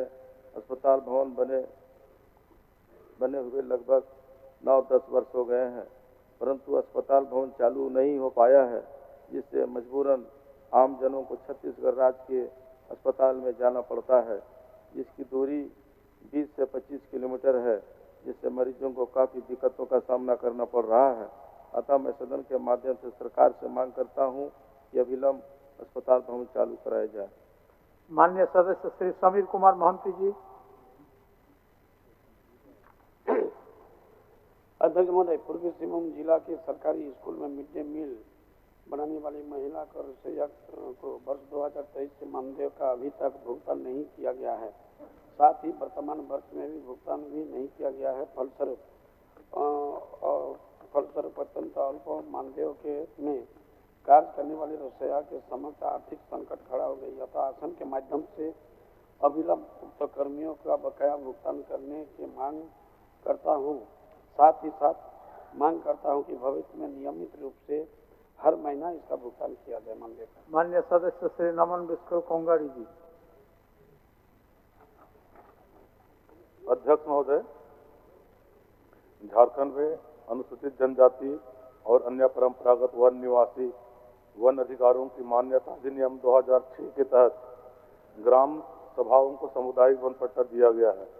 ऐसे ग्राम सभाओं को वन अधिकार कानून 2006 के संशोधित नियमावली 2012 के धारा 16 के प्रावधानों के तहत वन प्रबंधन एवं विकास की अन्य सरकारी योजनाओं के फंड का ग्राम सभाओं के साथ समन्वय बनाकर कार्य करना है, पर ऐसा नहीं हो रहा है, जिससे ग्राम सभावासियों वन एवं पर्यावरण का समुचित लाभ नहीं मिल पा रहा है। अतः मैं सदन के माध्यम से मांग करता हूं कि वन पट्टा निर्गत किए ग्राम सभाओं को सरकारी फंड से जोड़कर वन प्रबंधन का कार्य को बेहतर कर वन पर्यावरण एवं ग्राम सभावासियों को समुचित लाभ दिलाया जा सके। माननीय सदस्य श्री रोशन लाल चौधरी जी। धन्यवाद अध्यक्ष महोदय। हजारीबाग जिला अंतर्गत बड़कागांव केरेराड़ी प्रखंड में एनटीपीसी लिमिटेड कोल माइंस पकड़ी बरवाडी केरेराड़ी चट्टी बरियातू बादम और रामगढ़ जिला अंतर्गत सीसीएल बरका स्याल एरिया पतरातू और सीसीएल के खनन प्रभावित विस्थापित गांवों में खनन के कारण भूगर्भ जल स्तर काफी नीचे चला गया है, जिस कारण फरवरी मार्च से ही पेयजल की गंभीर समस्या हो रही है। एनटीपीसी और सीसीएल के द्वारा पेयजल की समस्या के समाधान के लिए कोई पेयजल आपूर्ति योजना नहीं चलाई जा रही है। अतः सदन के माध्यम से सरकार से एनटीपीसी और सीसीएल के खनन क्षेत्र के विस्थापित प्रभावित गांव में पेयजल की समस्या के समाधान के लिए पेयजल आपूर्ति योजना स्वीकृत करने तथा वर्तमान गर्मी में एनटीपीसी और सीसीएल के द्वारा आवश्यक सेवा के तहत जलापूर्ति कराने की मांग करता हूं। माननीय सदस्य श्री राजेश कच्छप जी। अध्यक्ष महोदय, मेरे खिजरी विधानसभा क्षेत्र के अंतर्गत नामको, मनगढ़ा और मांझी एवं नगरी अंचलों में दिनों दिन रैयतों की संख्या बढ़ती जा रही है महोदय। ऐसी परिस्थिति में राजस्व कार्य एवं अन्य कार्यों में राजस्व उप निरीक्षक एवं अंचल अमीन की कमी के कारण ससमय कार्य का सुचारू रूप से निष्पादन नहीं हो पा रहा है महोदय। मैं आसन के माध्यम से सरकार से मांग करता हूं कि खिजरी विधानसभा के अंतर्गत सभी अंचलों में राजस्व उप निरीक्षक एवं अंचल अमीन का पदस्थापन किया जाए महोदय। माननीय सदस्य श्रीमती सविता महतो जी। अध्यक्ष महोदय, सरायकेला खरसाना जिला अंतर्गत कुकड़ू प्रखंड के मौजा चौड़ा उदा टिक्काडी बुदलीडी तिरुल्डी एवं टाटा प्रोजेक्ट के तहत 3S 660 MD यूनिट कंपनी लगाने के नाम पर करीब 470 एकड़ जमीन का वर्ष 2010 में अधिग्रहण किया है, लेकिन कंपनी द्वारा भी काम शुरू नहीं हुआ है। यदि टाटा पावर कंपनी नहीं लगाई जाएगी तो लोगों का उस जमीन नियम के अनुसार वापस हो जाना चाहिए। अतः मैं आसन के माध्यम से सरकार से मांग करती हूँ कि सरायकेला खरसाना जिला के अंतर टाटा कंपनी द्वारा 470 एकड़ लिए गए भूमि को जमीन मालिकों को वापस किया जाए। धन्यवाद। माननीय सदस्य श्री उमाकांत रजक जी। अध्यक्ष महोदय, बोकारो जिला के चंदनकारी विधानसभा अंतर्गत बरमसिया एवं बनगढ़िया ओपी थाना निर्माण को लेकर स्वीकृति प्राप्त है, लेकिन भूमि आवंटन नहीं होने के कारण अब तक अपना भवन नहीं बन पाया है, जिस कारण खासकर वृद्धजन, महिला या बीमार व्यक्तियों को ओपी थाना आने जाने में कठिनाई होती है। अतः सरकार लोकहित में बरमसिया एवं बनगढ़िया के लिए भूमि आवंटित कराते हुए भवन निर्माण विभाग से अविलंब बनाने की मांग करता हूँ। माननीय सदस्य श्री मथुरा प्रसाद महतो जी। माननीय अध्यक्ष महोदय, जल संसाधन विभाग झारखंड सरकार के द्वारा 2006-7 में बहुउद्देशीय भलपहरी बांध परियोजना के तहत बराकर नदी में तिलैया बांध एवं मैथन बांध परियोजना के बीच धनबाद जिला के टुंडी प्रखंड तथा गिरिडीह जिला के गांडे प्रखंड में लगभग कुल 6,000 करोड़ प्रस्तावित लागत से बराकर नदी में बांध निर्माण परियोजना का कार्यान्वयन कराने का प्रस्ताव पारित किया गया था, जिसका 2012 में CWC द्वारा DPR का प्रारूप तैयार कर DVC को उपलब्ध करा दिया गया था, जो वर्तमान में जल संसाधन विभाग के पास लंबित है। अतः मैं आपके माध्यम से सरकार से मांग करता हूं कि राज्यहित एवं जनहित में 2006-07 से लंबित बहुउद्देशीय भलपहरी बांध परियोजना के तहत बराकर नदी में चयनित स्थल पर बांध का निर्माण कराया गया। माननीय सदस्य श्री अरूप चटर्जी जी। अध्यक्ष महोदय, धनबाद जिला अंतर्गत चिरकुंडा नगर परिषद के अंतर्गत 14 MLD जलापूर्ति प्लांट का संचालन एवं रख रखाव हेतु बार बार निविदा हो रही है, लेकिन उसको कैंसिल कर दिया जाता है। जल्द से इस निविदा की फाइनल करें ताकि जलापूर्ति योजना अच्छी तरीके से चल सके। एवं चिरकुंडा नगर परिषद अंतर्गत शहरी जलापूर्ति योजना फेज 2 का निर्माण कार्यस्थल के अभाव में प्रारंभ नहीं हो रही है। चिरकुंडा नगर परिषद के एग्जीक्यूटिव एवं तमाम अधिकारियों को दबाव डालकर हम समझते हैं जो सरकार ये फेज 2 की काम भी जल्द से जल्द आरंभ करे। धन्यवाद। माननीय सदस्य श्री चंद्रदेव महतो जी। राज्य के सरकारी शिक्षक एवं राज्यकर्मियों की सेवानिवृत्ति आयु 60 वर्ष से बढ़ाकर 62 वर्ष करने की मांग वर्षों से हो रही है। कई राज्यों जैसे मध्य प्रदेश, छत्तीसगढ़, बिहार में शिक्षकों की सेवानिवृत्ति आयु पहले से 62 वर्ष कर दी गई है, जिससे वहां की शिक्षा व्यवस्था को अनुभवी शिक्षकों का लाभ मिल रहा है। अनुभवी शिक्षकों की सेवाएं जारी रखने से राज्य की शिक्षा व्यवस्था अधिक सुदृढ़ होगी और शिक्षण कार्य सुचारू रूप से चलता रहेगा। अतः सरकार से अनुरोध है कि राज्य में भी सेवानिवृत्ति आयु 60 से बढ़ाकर 62 वर्ष करने का निर्णय लिया जाए। माननीय सदस्य अमित कुमार।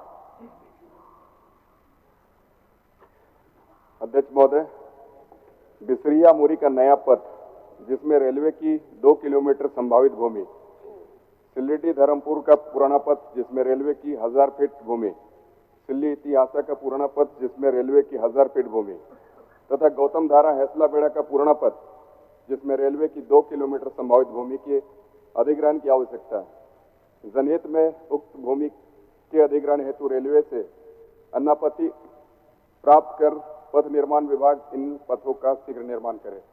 माननीय सदस्य श्री सुदीप गुड़िया जी। अध्यक्ष महोदय, तोरपा विधानसभा अंतर्गत मानव प्रखंड में हुरदा से एक सड़क जमतई लोवारोम से होकर संपर्क पथ के रूप में झारखंड को उड़ीसा से जोड़ती है। इस क्षेत्र की जनता अपने सभी कार्यों के लिए इसी सड़क पर निर्भर है।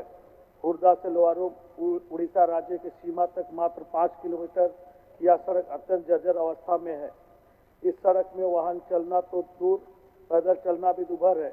इस सड़क के बनने से दोनों राज्यों के बीच आगमन काफी सुगमता हो सकती है।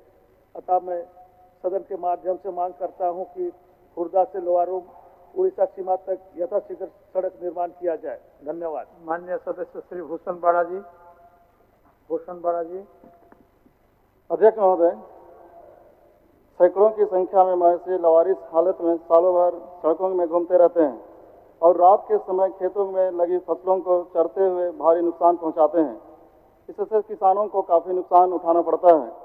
महोदयपुर में ऐसे मवेशियों के रख रखाव हेतु कांजी हाउस बना था, लेकिन अब कहीं भी कांजी हाउस नजर नहीं आते। अतः जिला मुख्यालय और हर प्रखंड के गांवों में कांजी हाउस का निर्माण कराया जाए ताकि लवारिस हालत में घूम रहे पशुओं को पकड़कर कांजी हाउस में सुरक्षित रखा जा सके और फसल को नुकसान होने से बचाया जा सके। साथ ही मवेशियों के कारण होने वाले सड़क दुर्घटनाओं में नियंत्रण लगाने की मांग मैं सरकार से करता हूँ। माननीय सदस्य श्रीमती ममता देवी। धन्यवाद अध्यक्ष महोदय। अध्यक्ष महोदय, रामगढ़ जिला में 7 उत्क्रमिक विद्यालय ऐसे हैं जो लगभग 10 वर्ष हो गए और वहाँ पे बिल्डिंग का काम चल रहा था और 10 वर्षों से लगभग आज बिल्डिंग का काम अधूरा पड़ा हुआ है। जो उत्कर्मिक विद्यालय गढ़के, उत्कर्मिक उच्च विद्यालय कूल्ही, मुरपा, बड़लंगा, कोराम्बे, उत्कर्मिक उच्च विद्यालय तापिन, गांधी स्मारक +2 उच्च विद्यालय रामगढ़। और बिल्डिंग का कार्य अधूरा होने की वजह से पठन पाठन में बच्चों को काफ़ी परेशानी हो रही है। अध्यक्ष महोदय, मैं सदन के माध्यम से, शून्यकाल के माध्यम से मैं मांग करती हूँ कि बिल्डिंग का काम जल्द से जल्द पूर्ण कराया जाए ताकि बच्चों का पठन पाठन सुचारू रूप से चलाया जा सके। माननीय सदस्य श्री आलोक कुमार चौरसिया। माननीय अध्यक्ष महोदय, मेदिनीनगर निगम क्षेत्र में गर्मी के दिनों में पूरे 4 माह ड्राई जोन हो जाती है, जिससे जल स्तर नीचे चला जाता है, जिसके कारण पेयजल की घोर समस्या उत्पन्न हो जाती है। ऐसे समय में स्थानीय तौर पर निगम के द्वारा प्रभावित परिवारों के घर तक टैंकर के माध्यम से पेयजल की सुविधा उपलब्ध कराई जाती है। यदि कोयल नदी में से सहायता श्रृंखलाबद्ध आरसीसी बियर का निर्माण पंपू कल एवं शिवाला घाट राम जानकी मंदिर के पास कराने से पेयजल की समस्या से निजात मिलेगी। अतवत सदन के माध्यम से कोयल नदी पर गुरुत्व वर्धित स्थान पर श्रृंखलाबद्ध आरसीसी बियर निर्माण कराने हेतु सरकार से मांग करते हैं। माननीय सदस्य श्री संजीव सरदार जी। अध्यक्ष महोदय, राज्य के गृह रक्षक ग्रामीण क्षेत्र में साथ साथ समय समय पर शहरी क्षेत्र में भी विधि व्यवस्था संभालने के महत्वपूर्ण भूमिका अदा करते हैं। माननीय उच्च सर्वोच्च न्यायालय ने इन्हें राज्य पुलिस कर्मियों की तरह समान काम का समान वेतन सहित अन्य सुविधाएं दिए जाने का आदेश दिया था, जिसका कि अब तक अनुपालन नहीं किया गया है। और तो आसन के माध्यम से मैं इस मामले को सरकार से कार्रवाई करने की मांग करता हूँ। माननीय सदस्य श्री सत्येंद्र नाथ तिवारी जी।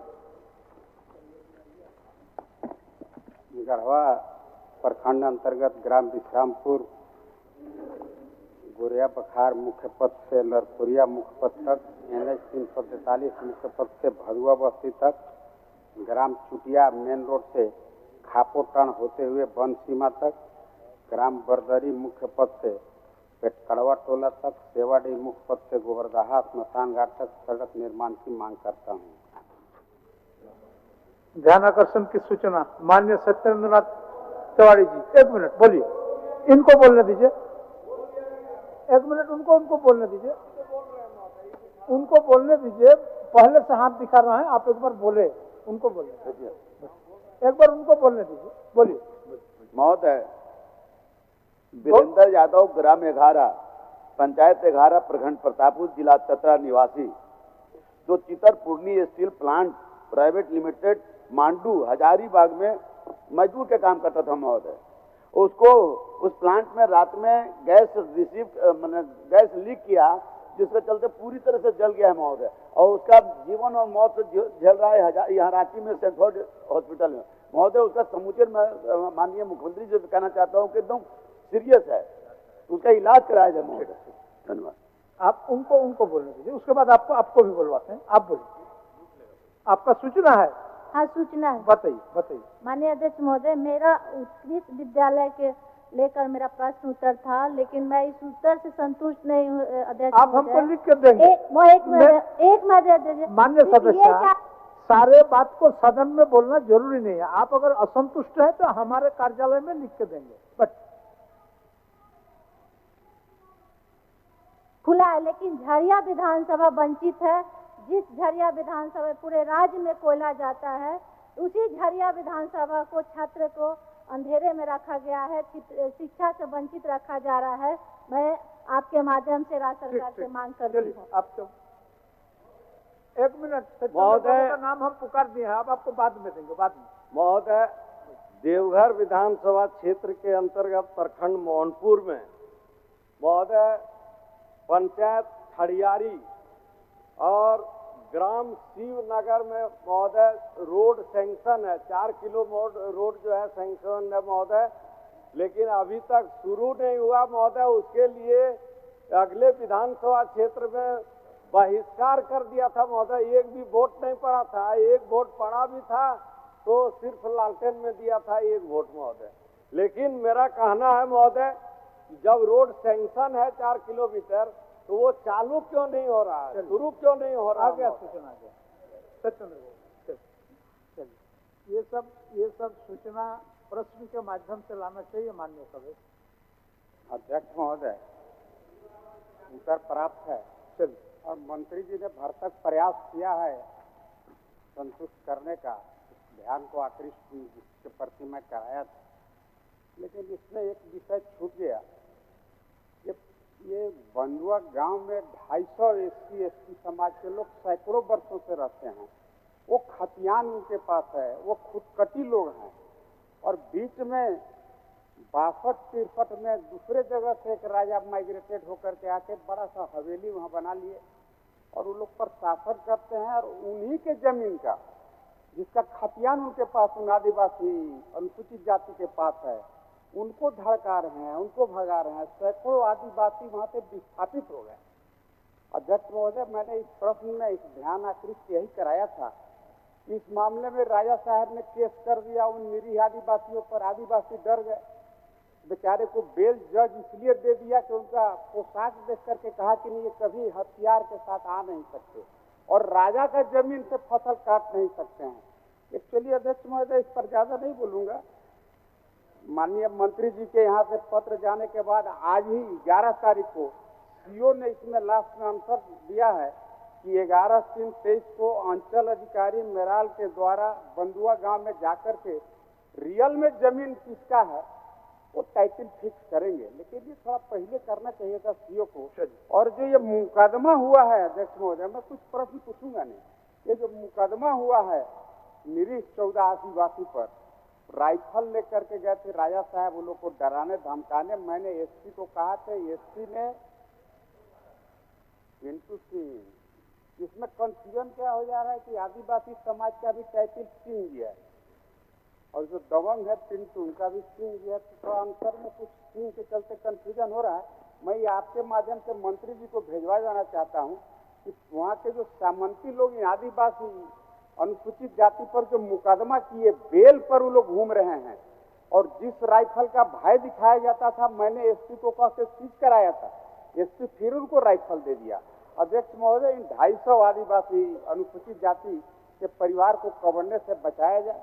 इस FIR की कॉपी आपके माध्यम से मैं मंत्री जी तक पहुंचवाना चाहता हूं, जिसका कोई इसमें जिक्र उत्तर में नहीं है, लेकिन चलिए मंत्री जी देख करके उसको संज्ञान में। हो गया आपका? बस इतना ही हो गया अध्यक्ष महोदय। बहुत शॉर्ट है। बहुत बहुत धन्यवाद आपको, बड़ी समझदार है।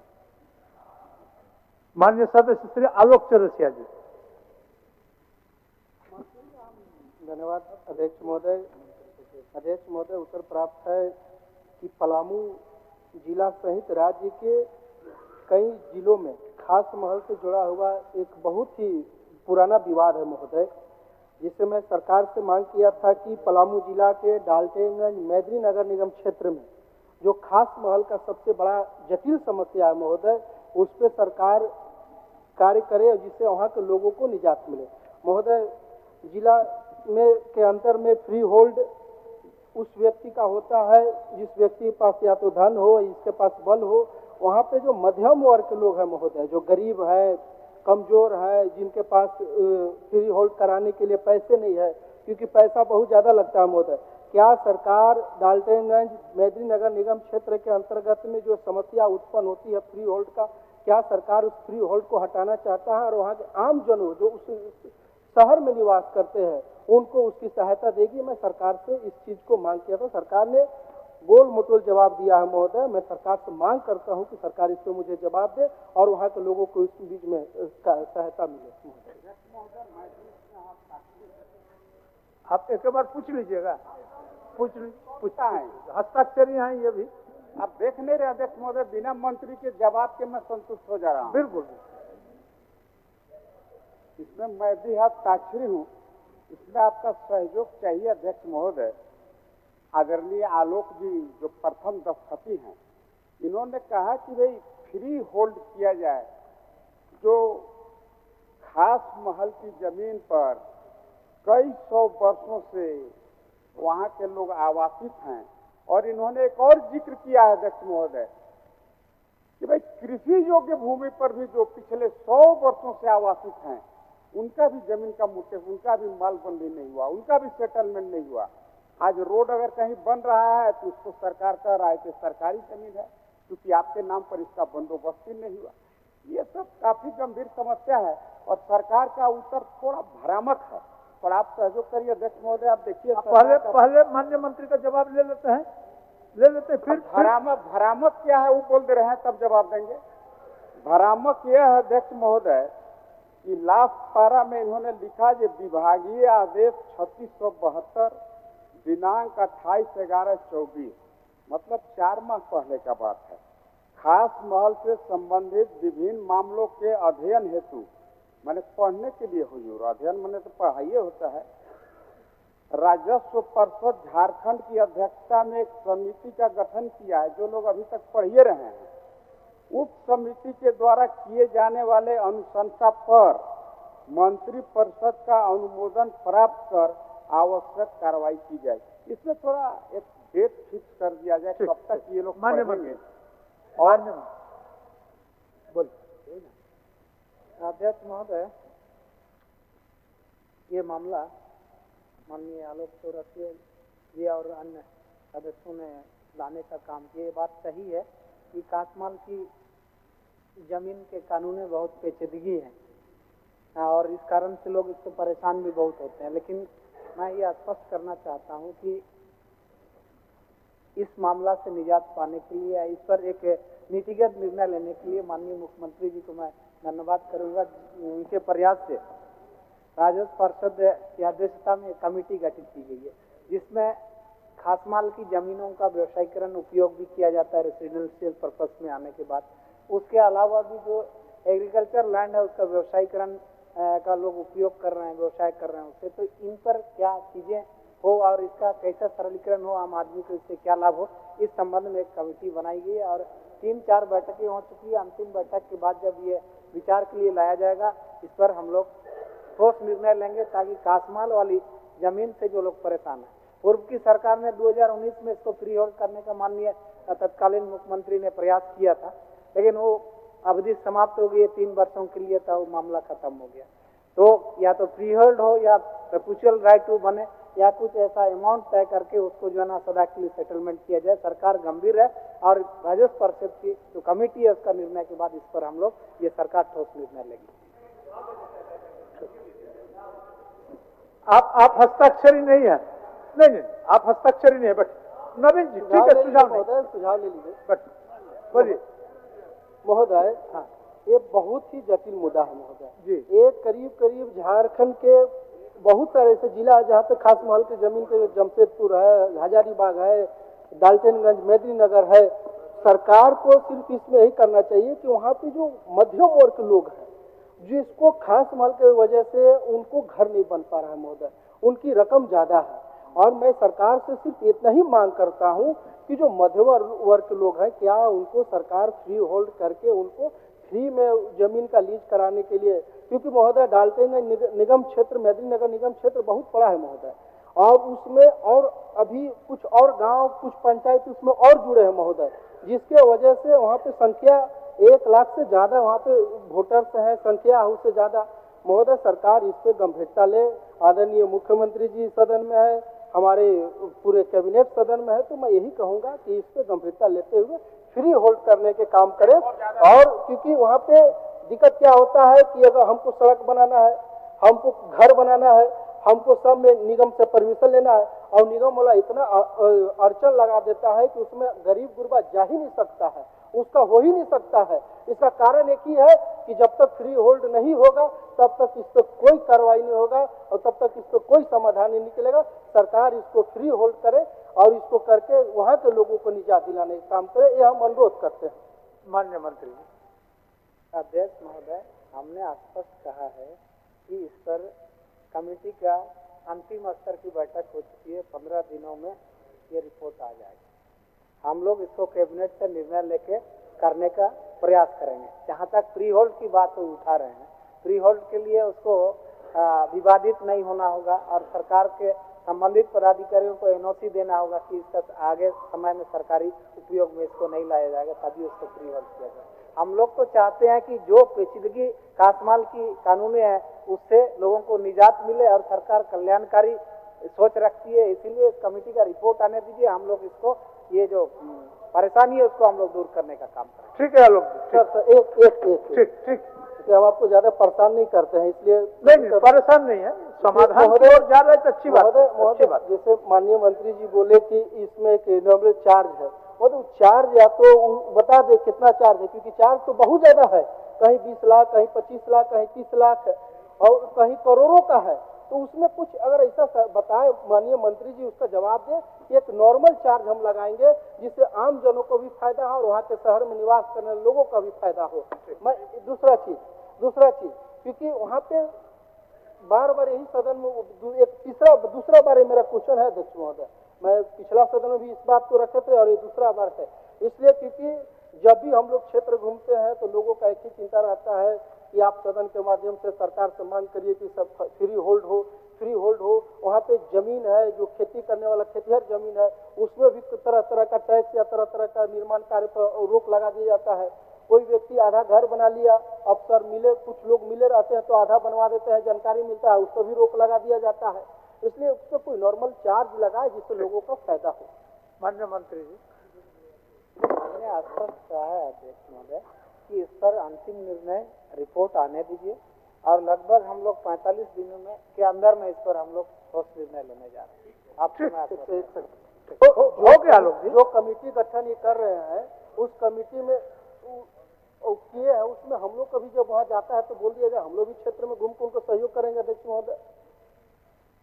माननीय मंत्री जी, संभव है? देखिए उनका कहना है कि आपने जो कमेटी बनाया है उस कमेटी लोगों से भी सहयोग ले, संभव है तो बताइए, नहीं तो और कमेटी का रिपोर्ट अध्यक्ष महोदय ये सरकार के पास आएगी तो उस पर हम लोग नीतिगत निर्णय लेते हैं, उसको कैबिनेट स्तर पर करने की आवश्यकता है।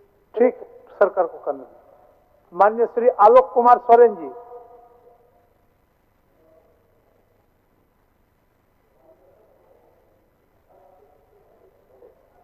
मैंने नगर विकास एवं आवास विभाग से प्रश्न किया था जिसका उत्तर मुझे संतोषप्रद नहीं लग रहा है। मैंने हरमू स्थित भूखंड संख्या HA5 का जिक्र किया था जिसमें जमीन अलॉट कर दिया गया है, लेकिन उस पर PCC पथ बना हुआ है और साथ में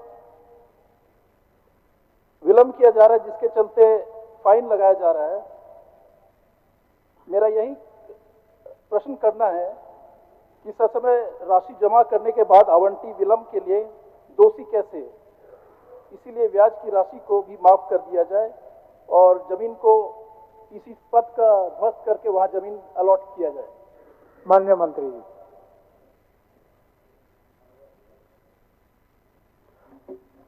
माननीय सदस्य की चिंता जायज है, लेकिन पूरे तथ्यों को इनके समक्ष नहीं लाया गया।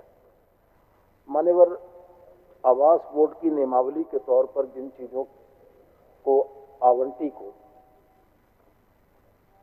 करना था वो चीजें नहीं हुई हैं इस मसले में। आवास बोर्ड ने उस भूखंड के आवंटन के समय 60 बराबर किस्तों में पैसा को देने का प्रावधान किया था। आवंटी ने मात्र 9 किस्तों में पैसा दिया है और वो राशि बाकी रह गई थी। पहला तो यह आवास बोर्ड की नियमावली यह बहुत स्पष्ट लिखती है कि यदि भूखंड के आवंटन में विलंब होता है तो वह विलंब आवंटी को स्वीकार करना होगा। तो मेरा स्पष्ट यह इनसे कहना है कि चूंकि भूखंड के आवंटन में भी विलंब हुआ है, PCC पथ उसके बीच में एक निगम के द्वारा बन गया था, बाद में विभाग ने इस मसले का संज्ञान लेते हुए वैकल्पिक मार्ग की व्यवस्था की। अब वो भूखंड आवंटी को देने के लिए विभाग तत्पर है, लेकिन इस कालखंड में जो राशि आवास बोर्ड की आवंटी के पास रह गई उस पर चक्रवृद्धि ब्याज जोड़कर यह राशि खड़ी हुई है। तो अब सबसे महत्वपूर्ण विषय यह है कि विभाग अपनी नियमावली से बाहर नहीं जा सकता है, तो इनका जो आग्रह है कि उसके ब्याज और चक्रवृद्धि ब्याज की राशि को माफ किया जाए, ये करना संभव नहीं है। मान्यवर। माननीय सदस्य। अध्यक्ष महोदय, जब आवंटित किया गया था जमीन, उस पर PCC पथ बना हुआ था, इसमें और दाखिल कब्जा नहीं मिला था। तो मेरा यही है कि जब दाखिल कब्जा नहीं मिला था तो उस पर फिर ब्याज लगाने का क्या प्रावधान था? माननीय मंत्री जी। हाँ, ये जो प्रतिमा देवी इस भूखंड की आवंटी थी, उन्होंने जो आवास बोर्ड के साथ एग्रीमेंट किया था मान्यवर, उसमें बड़ा स्पष्ट यह लिखता है, जिस पर उनके भी हस्ताक्षर है, उन्होंने जो एग्रीमेंट किया था, that the settler will pay to the board without waiting for any demand for balance cost premium installment as per clause 5 of the allotment letter beginning from first day of the month of November for the year of 2011 in 16 monthly equated installment। यहीं पर cash है मान्यवर। दो चीजें नियमावली में बहुत स्पष्ट है कि भूखंड के आवंटन में विलंब हो सकता है, लेकिन जो आवंटी है सटली जो थे उनको 60 बराबर किस्तों में इसका भुगतान करना था, जिसमें प्रभावती देवी फेल रही। विभाग ने अपनी नियमावली के आलोक में उसमें चक्रवृद्धि ब्याज की गणना की और यह राशि खड़ी हो गई। अब सवाल इस बात का है कि आवास बोर्ड कोई बहुत लाभ अर्जित करने वाली संस्था नहीं। अगर 2800 स्क्वायर फुट का भूखंड हरमू के इलाके में आज भी उनको 63 लाख रुपए में मिल रहा है, तो ये बाजार मूल्य से कई गुना कम है। तो मैं उनसे यही आग्रह करूंगा आपके माध्यम से कि विभाग अपनी नियमावलियों से बंधा हुआ है, किसी पर्टिकुलर केस में किसी व्यक्ति को रिलैक्स देना ये संभव वाली बात नहीं है। यह आवंटन हुआ है और इसके बाद भी अगर माननीय सदस्य इन चीज़ों से संतुष्ट नहीं है तो मैं आपके माध्यम से आग्रह करूंगा कि वो मेरे एक बार कार्यालय में आ जाएं। विभाग ने जो गणना की है वो गणना हम उनको यथायोग्य दिखाएंगे। ठीक, धन्यवाद। उनके कार्यालय माननीय सदस्य बोलिए। लोग से जब पैसा ले लिया गया महोदय, जमीन मिलेगा कि नहीं मिलेगा महोदय?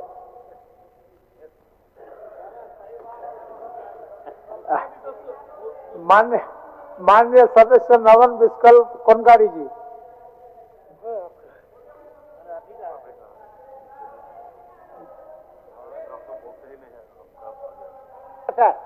इनको इनका रहता लगता नहीं मिलेगा। इनको तो अपना घर है, जिनका नहीं है वही चिंता कर रहे हैं। हम लोग को नहीं है तो चिंता कर रहे हैं। इनको तो अपना घर है, इनको कोई मतलब नहीं है। हम ही लोग जाके वहां पर जिंदाबाद करेंगे कि सीपी सर जिंदाबाद। हम लोग को जल्दी से नमन जी बैठिए। राजेश कच्छप जी, आपका सवाल है। दोनों हस्ताक्षरी हैं। हमारा सवाल है महोदय और नमन विकल कुंगाड़ी जी इसके हस्ताक्षरी सहयोगी है महोदय। महोदय सबसे पहले जो सवाल था हमारा महोदय, ये स्वास्थ्य को लेकर के, और क्योंकि पूरी राजनीति रांची में अगर स्वास्थ्य विभाग की हो तो रिम्स से संबंधित होती है। रिम्स में क्या हो रहा है, क्या नहीं हो रहा है, क्या अच्छा हो रहा है, इसके बारे में चर्चाएं और अखबारों में दिन प्रतिदिन रोज निकलते रहते हैं महोदय। अपनी बात को ये करने से पहले मैं मंत्री जी का एक बात मुझे अच्छा लगा, मौखिक ही था, लेकिन इन्होंने कहा था महोदय कि जितने भी प्राइवेट अस्पताल में जो मरीज डेथ कर जाता है तो उसका पैसा ना लिया जाए और बॉडी को रिलीज कराया जाए। ये बड़ा काबिले तारीफ है महोदय। और ये क्योंकि प्राइवेट अस्पताल है वो तो लेता ही लेता है महोदय, तो सबसे उससे बचाने के लिए हमको चाहिए क्या कि भाई रिम्स को हम कैसे दुरुस्त करें। उसी से संबंधित सवाल है महोदय। रिम्स रांची के फैकल्टीज की प्रोन्नति हेतु एपीएस के तहत वर्ष 2019-20-21 से ही लंबित है। प्रोन्नति के लिए जो योग्य रहे उन्हें रेगुलराइज अपनाते हुए पक्षपात तरीके से पिक एंड चॉइस को तरजीह दिया गया महोदय। फैकल्टीज को प्रमोशन हेतु अब तक 6 कमेटी बन चुकी है महोदय, लेकिन परिणाम नहीं निकलना गंभीर विषय है।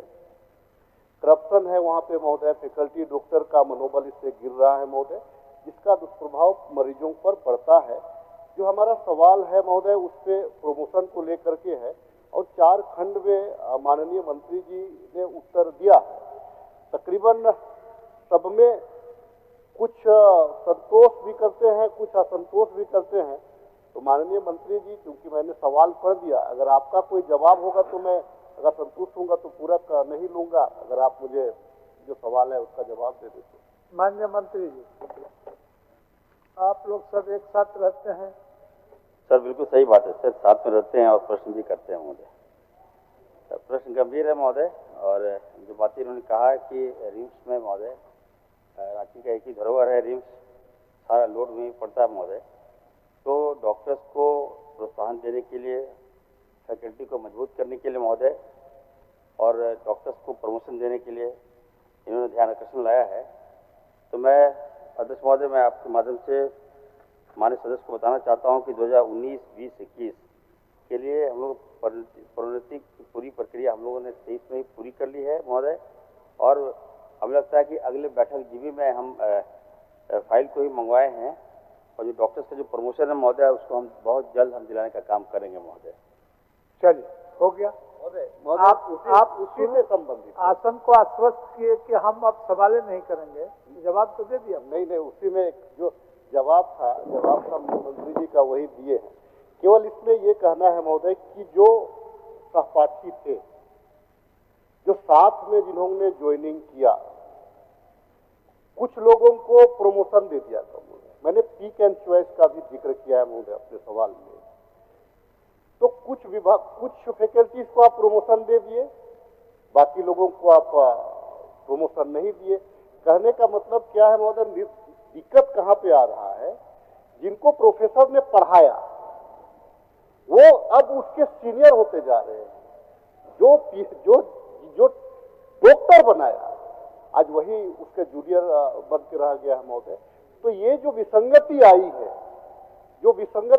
है, उस विसंगति को दूर करने की मैं बात कर रहा हूं। और 19, 20, 21 का जो प्रमोशन हुआ था, 23 में जो हुआ, उसमें अभी जो प्रमोशन होना है, अगर आप समकक्ष नहीं करिएगा तो कहीं ना कहीं उसका मनोबल गिरेगा महोदय, कि अपने ही जो समकक्ष जो डॉक्टर है उनके अंडर वो हो जाएगा। तो हम उसको बराबर करने की बात मैं माननीय मंत्री जी से करना चाहता हूँ। अध्यक्ष महोदय, जो सदस्य जी ने, राज जी ने जो बात कहा है महोदय, पिक एंड चूज, ये बात सही है महोदय कि कुछ गलतियां हुई है जो मैं स्वीकार कर रहा हूँ। प्रमोशन देने में कुछ गड़बड़ियां हुई है महोदय, मैं इसको स्वीकार कर रहा हूँ। और जैसा कि ये कह रहे हैं कि जो सीनियर है उनको प्रमोशन नहीं मिला और जो जूनियर है उनको प्रमोशन मिल गया महोदय, तो मैं इनको कह दूं कि महोदय कि जो हम लोग प्रमोशन देते हैं महोदय, मेडिकल काउंसिल ऑफ इंडिया की जो मापदंड होता है, जो गाइडलाइन होता है, उनके तहत हम लोग प्रमोशन देते हैं। तो ऐसा नहीं कि जूनियर सीनियर नहीं हो सकता। तो निश्चित तौर पर महोदय, मैंने फाइल को मंगवाया है और मैं देखा भी है कुछ गड़बड़ियाँ हुई है, जो कुछ जिनको प्रमोशन मिलना चाहिए था नहीं मिला है। मैं अगली जीबी का बैठक बहुत जल्द करने जा रहा हूँ, और हमारे लोकप्रिय मुख्यमंत्री जी भी काफ़ी गंभीर है रिम्स को लेकर महोदय। तो निश्चित तौर पर राज्य में पारदर्शिता बरती जाएगी और डॉक्टर्स के साथ सौतेला व्यवहार नहीं होगा, और जो प्रमोशन है महोदय, निश्चित तौर पर हम प्रमोशन दिलाने का काम करेंगे। चलिए राजेश, जो सरकार का जवाब है, अंतिम 2 पैराग्राफ अंतिम सुझाव ये है कि देखिए, एक्चुअली प्रमोशन में जो हमारे डायरेक्टर है महोदय, जो रिम्स के जितने भी डायरेक्टर बनते हैं, वो हम बाहर से मंगवाते हैं। हमारे पास भी वो व्यवस्था है, हमारे पास भी डॉक्टर, आप खुद एक डॉक्टर हैं, आप डॉक्टरी छोड़ करके राजनीति में आए हैं, तो उसका दर्द आपको समझना पड़ेगा। और क्योंकि झारखंड में आपने प्रैक्टिस किया है, तो एक चीज है क्या कि जो डायरेक्टर हम लोग जो लाते हैं महोदय, वो बाहर से लाते हैं, और मात्र पूरा कार्यकाल, कोई भी अभी तक का रिकॉर्ड देखिएगा, कोई कार्यकाल पूरा नहीं कर पाता है। 2 साल 2.5 साल करने के बाद में छोड़ करके अपना वो टीवी ठीक करा करके यहाँ से भाग जाता है। तो हमारे पास में वो डॉक्टर की काबिलियत है जिनको हम झारखंड के जो झारखंड से प्यार करे, झारखंड के लोगों का रखरखाव करे, झारखंड के लोगों के बारे में सोचे, वैसे डायरेक्टर को हमको झारखंड के ही डायरेक्टर को, जो या रिम्स में ही क्यों ना हो, उनको डायरेक्टर बनाना चाहिए। ये मेरा सुझाव रहेगा। चलिए, ले लीजिए सर। मेरा भी एक जब सरकार को जवाब प्राप्त अंतिम 2 पैराग्राफ को मैं पढ़ देना चाहूंगा, जहां से संदेह है, जहां पर लोगों को भरोसा नहीं है।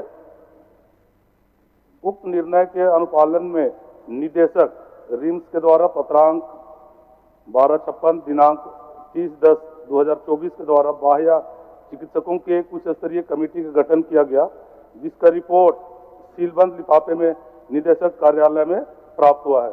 उक्त रिपोर्ट को आगामी शासी परिषद की बैठक में शामिल कर उस पर निर्णय लेते हुए रिम्स नियमावली 2014 के अनुसार अग्रतर कार्रवाई की जाएगी। अध्यक्ष महोदय, जिस तरह से निदेशक कार्यालय है या उनके अधिकार क्षेत्र में ही लोगों को अविश्वास है अध्यक्ष महोदय, इसलिए सरकार इसको संज्ञान में ले और अपने स्तर से इसको पुनः समीक्षा करे और वैसे योग्य और जो सीनियरिटी के आधार पर लोगों को मान्य सदस्य।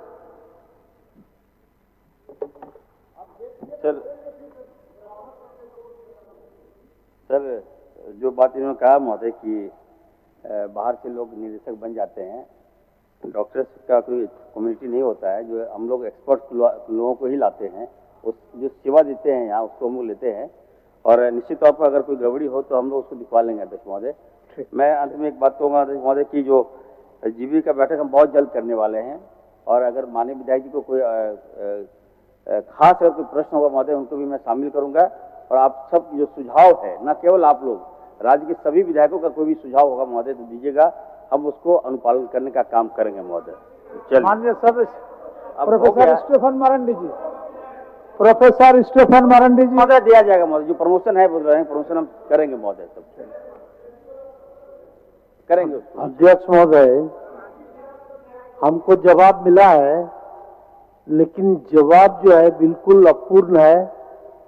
ये हम समझते हैं कि इस प्रश्न को बिल्कुल स्थगित करना चाहिए, काहे कि एक पार्ट बिल्कुल अछूता है इस जवाब में और एसपीटी एक्ट का उल्लंघन घोर वहां अडानी के भूमि अधिग्रहण में हुआ है और उसका कोई जवाब नहीं है अध्यक्ष महोदय।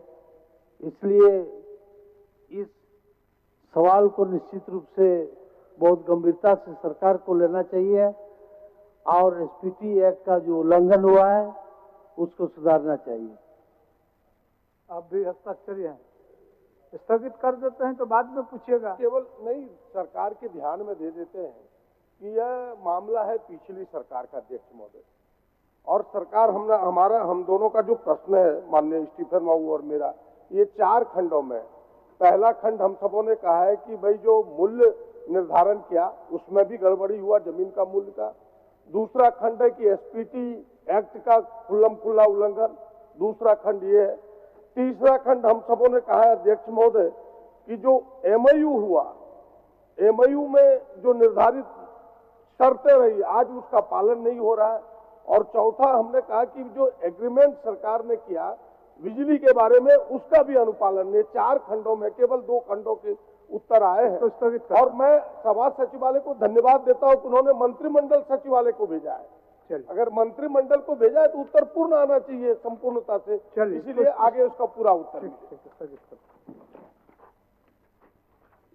माननीय सदस्यगण, आज दिनांक 11 मार्च 2025 को द्वितीय पाली की सभा की कार्यवाही समाप्त